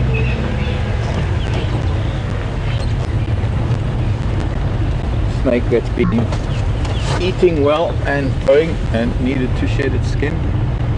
Should be seeing a lot more of that now after these rains, good rains.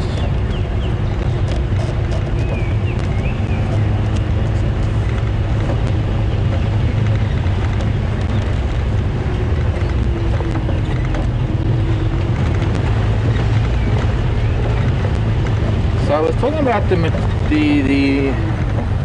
mapokos and the majingilides back in the sort of 2008, 2009, 2010, around about there, fresh branch in the road from elephant.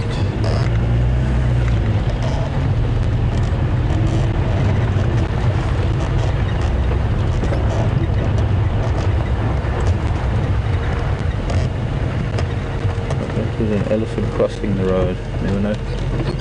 Discernible track. Another porcupine call. This porcupine obviously walks this road every night because this seems to be the only road we're really finding a lot of calls on.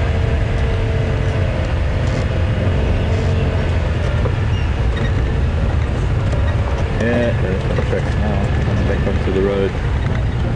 But there was a time when the lion activity here was so intense, that's from walking south, that I think that's what allowed the leopard to breed so well and to successfully raise cubs so well, and one of the reasons why the leopard population burgeoned at that time. Morning, boys. Follow, boys.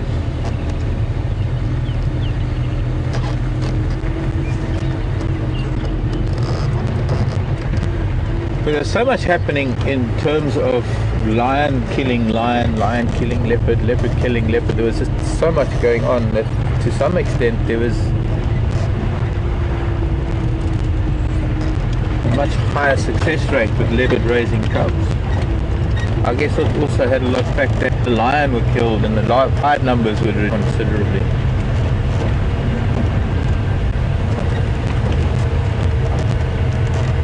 But no, leopard are not going to really be able to change much if within their territory lion are having a scrap, and they just got to, they do have to keep out of the way, because they will definitely die.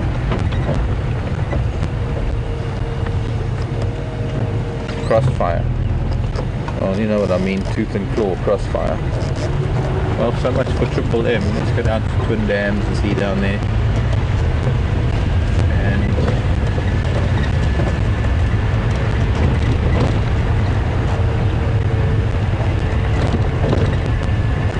then maybe we'll loop back to the south and the east again. No, I mean the west, not the east. The one behind us, that's east.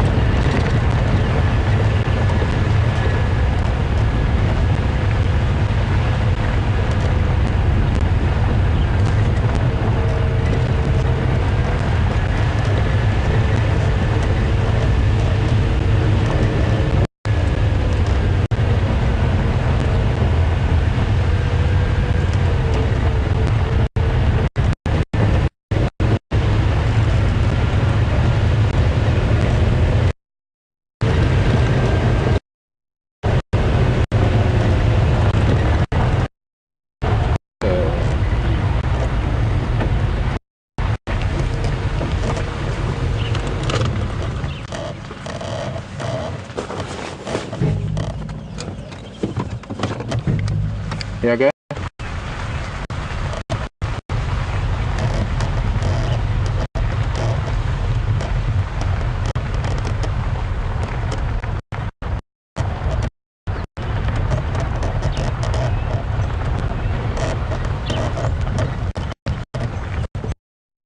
Thank you.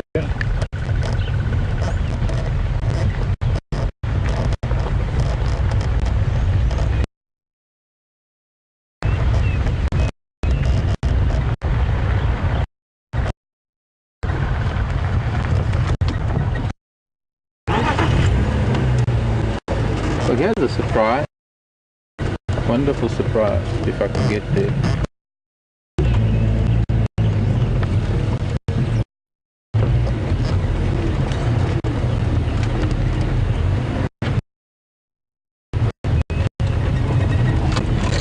Look there.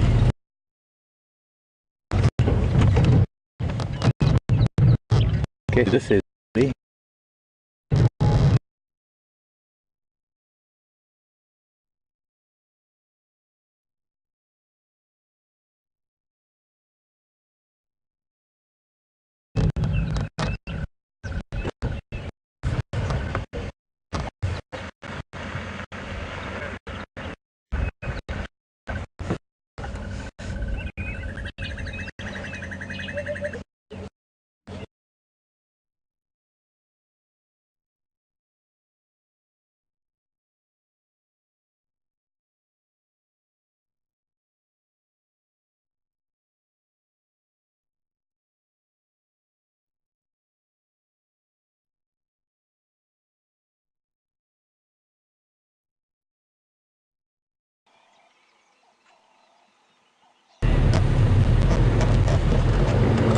Wait for him to come a little bit. Am I in your way? No, I'm going to call you in 10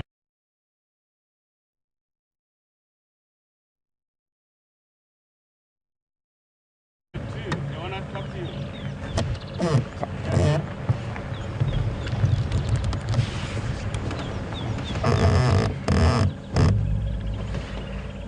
I can't radio. Actually, that possibly could have been why we lost signal, because I spoke on the radio. I'm not even going to chance it now. The guy trying to get hold of me.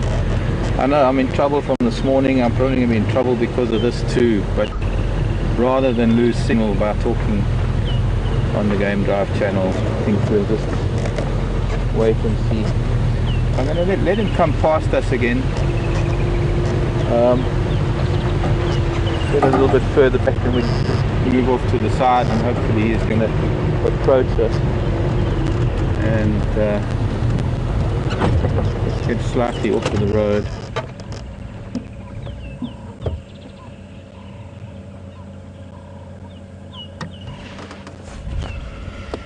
But I really don't want the signal to drop again.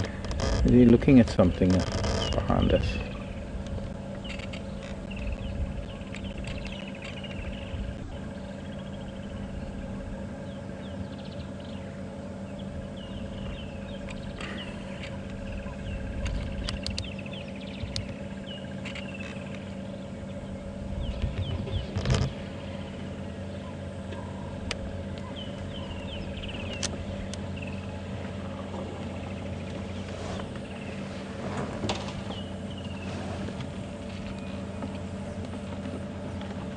Most amazing opportunities to get snapshots of these.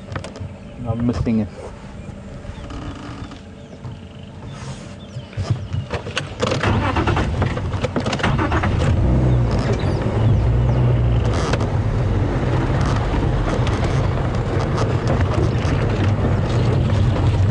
Racer in Finland and a few other people mentioning quarantine mail. It is him indeed.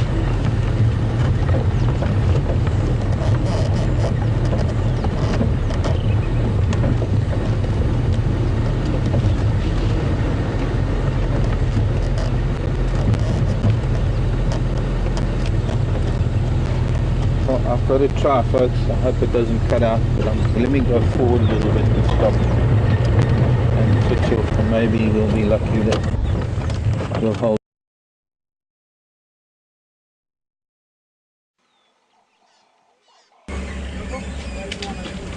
Dead in the water.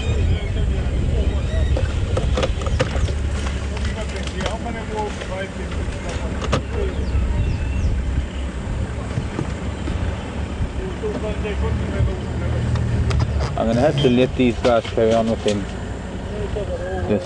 Somehow this engine is overheating really badly all of a sudden.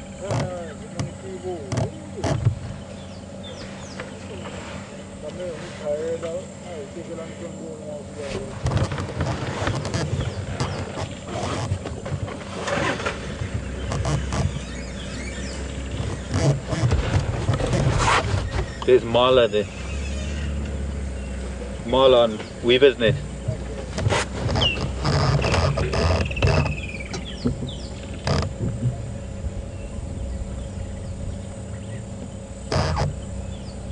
Heading towards that bachelor herd that was there earlier.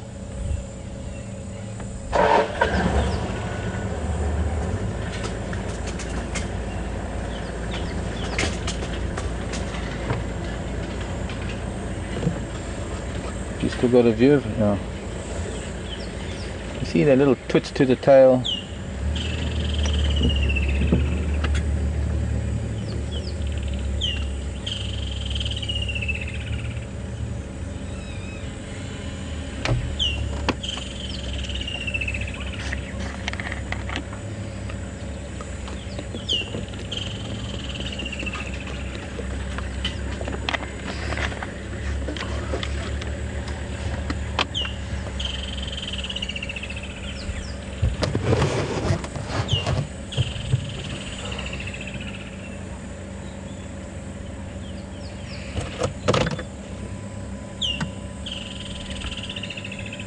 Well, I'm just bordering on red line on the heat side of things.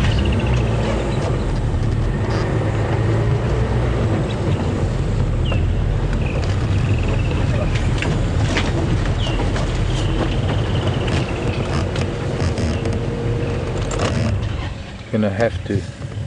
I can't have this engine running, I'm afraid. It's just one of those unfortunate circumstances, probably from a lot of idle driving we've been doing. I'm just going to check. I'm going to have to maybe throw some water in.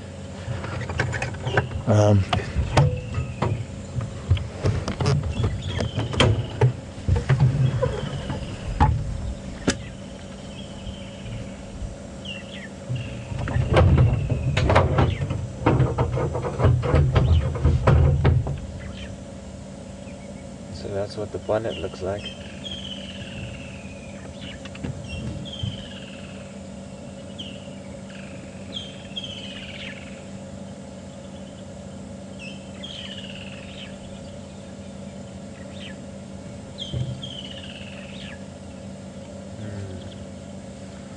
A lot of steam in there, and maybe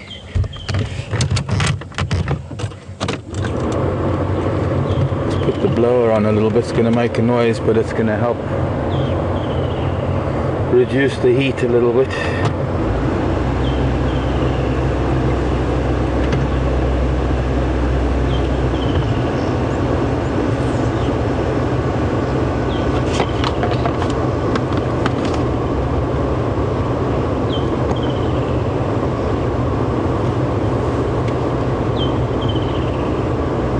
Heating, there's still a lot of water in the system.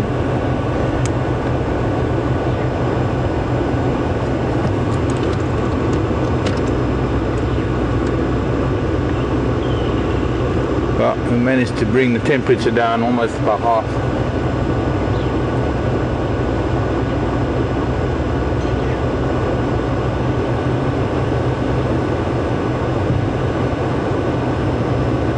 Could be the clutch fan's not working. The thing is, it's got a this vehicle is fitted with a clutch fan, so when the heat gets to a certain point, the fan should kick in, and it hasn't been happening.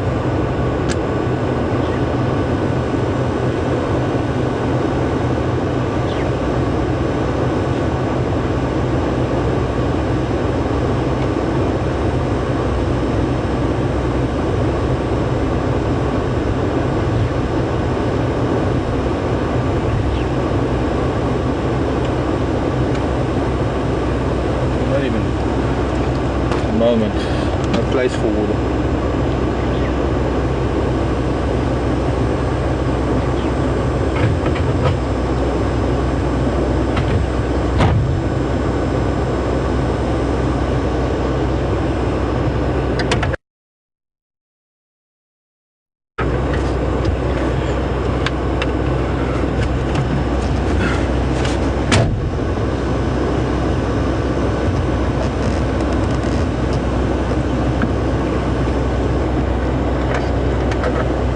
Plug is gone anyway. I can still see Texan's vehicle. Try and get out onto Weaver's Nest Road.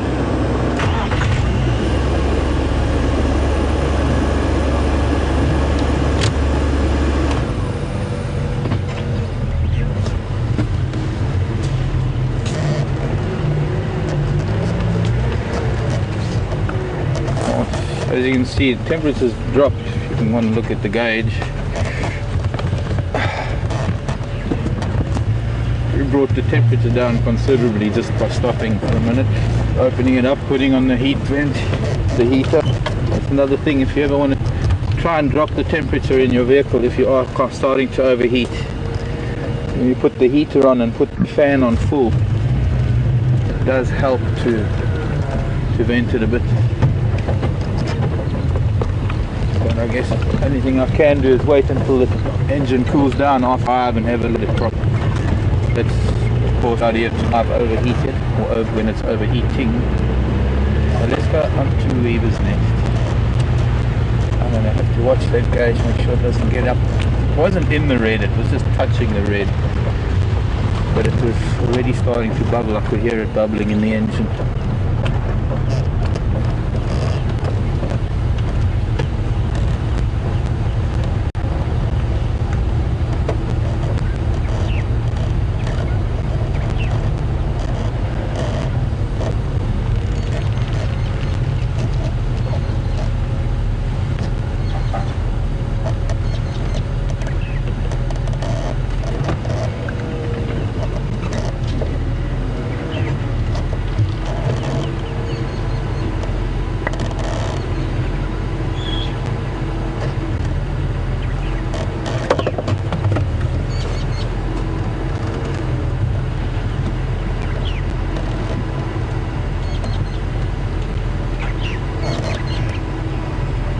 Might be on the move again.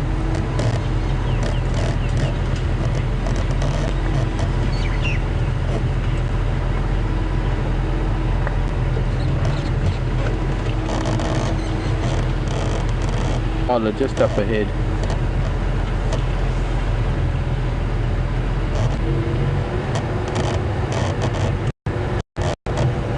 They're probably trying to keep a low profile. So far these impala are grazing and they're not even looking in this direction.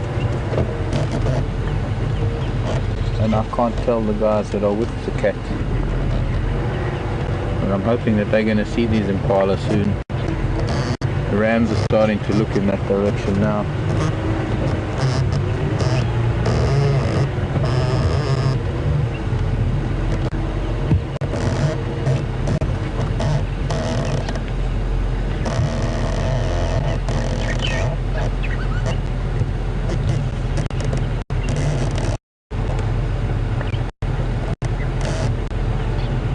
I think he's on that termite mound. Yeah, he's got to keep a very low profile on the top of that termite mound. You can just see his head sticking up, and we're not going to really try and get anywhere from here. Can you get him? Yep. And this bachelor herd of impala, some of them still lying down, completely unawares. He's in a perfect position to try and, from where he is now, sneak down, sneak around this quarry and knobthorn thicket, and as long as there aren't any small creatures there that are going to give him away,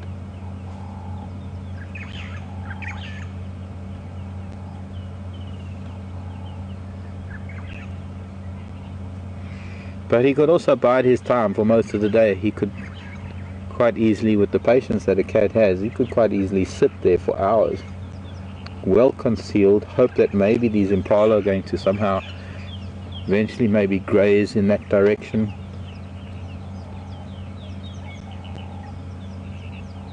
So well concealed. I think if you can't, are you zoomed in all the way? Yep. If you zoomed out a little bit, you could get to a point where you actually just can't make out that there's a leopard on that termite mound at all. And even when you almost all the way zoomed out, there's absolutely no ways that you'd be able to pick that out. Even driving past here, think about how many times we must have driven past something like that, and unless he moves, there's no way of knowing there's a leopard on that termite mound.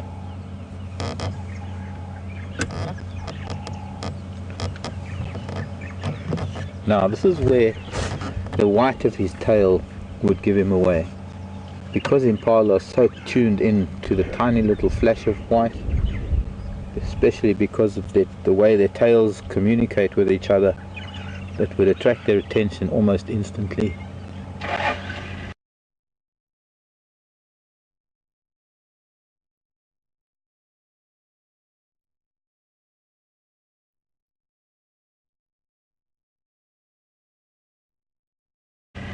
By the same token, it's their little flashing of their white tails that allows him to sort of be able to see things from a distance and keep track of what they are doing and where they're going, which way they're facing, the direction they're facing.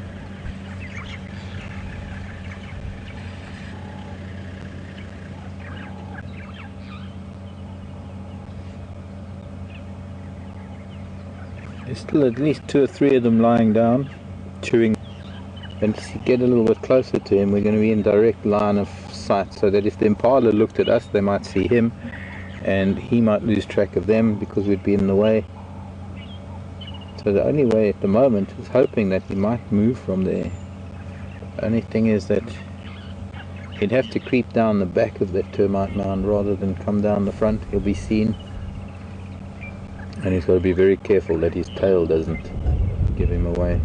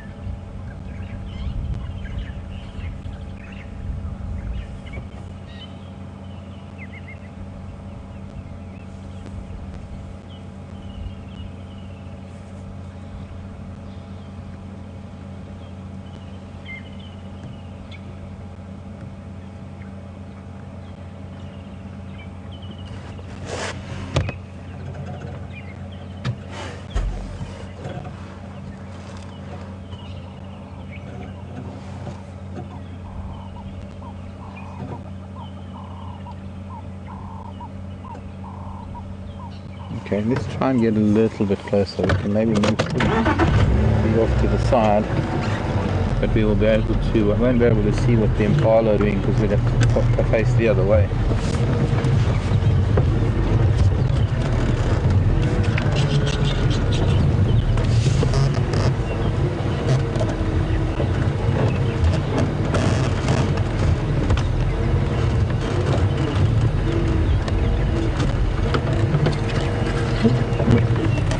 Starting to rain again.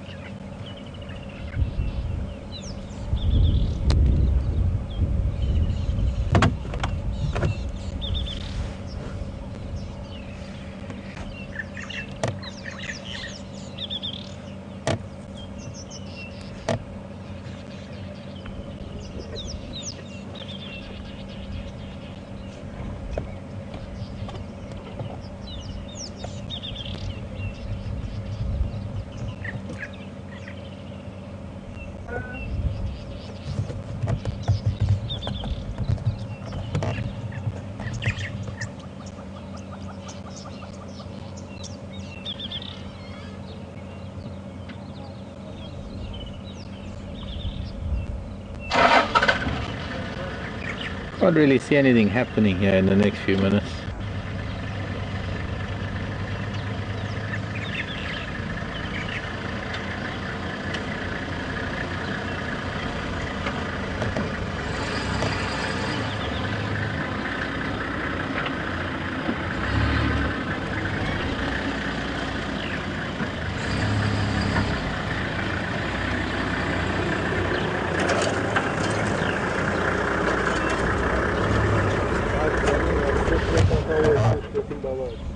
Uri?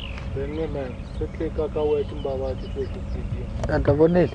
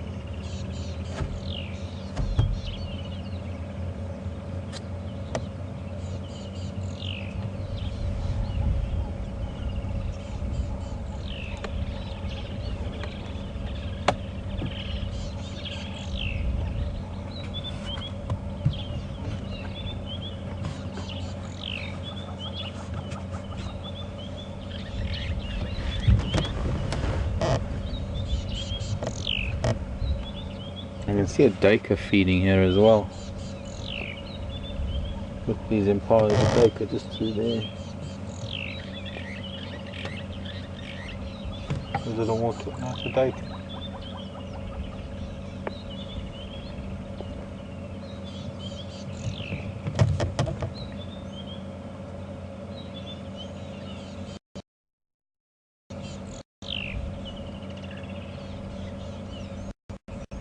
He could be here all day.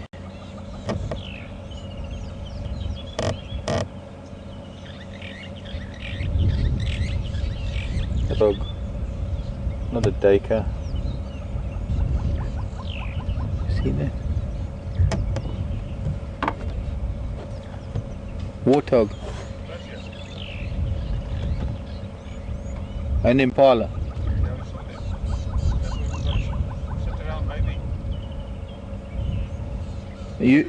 You can, I can't.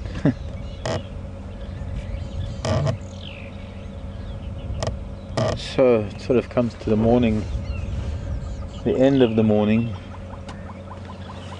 He's got a couple of minutes to do something, otherwise we'll just have to wait and see what happens this afternoon.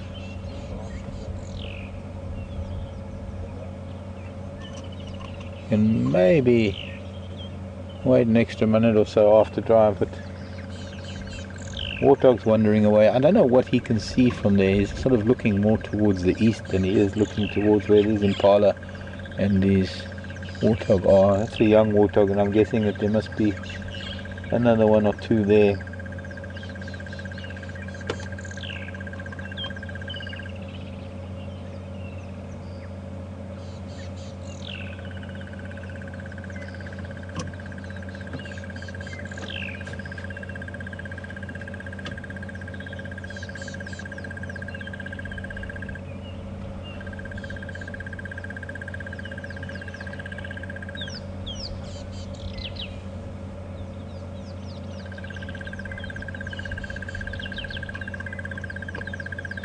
Good how the morning turned out. It started off by heading in the wrong direction, or in one direction, and finding out that there was something in the opposite direction, and then ending off doing the opposite.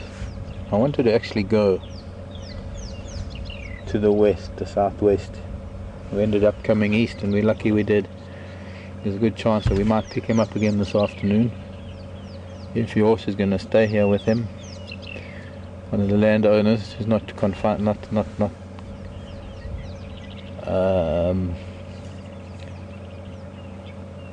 under strict time rules.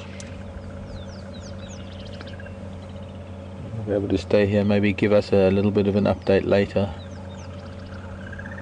But for us, it's time to say goodbye. Thank you very much for joining me this morning.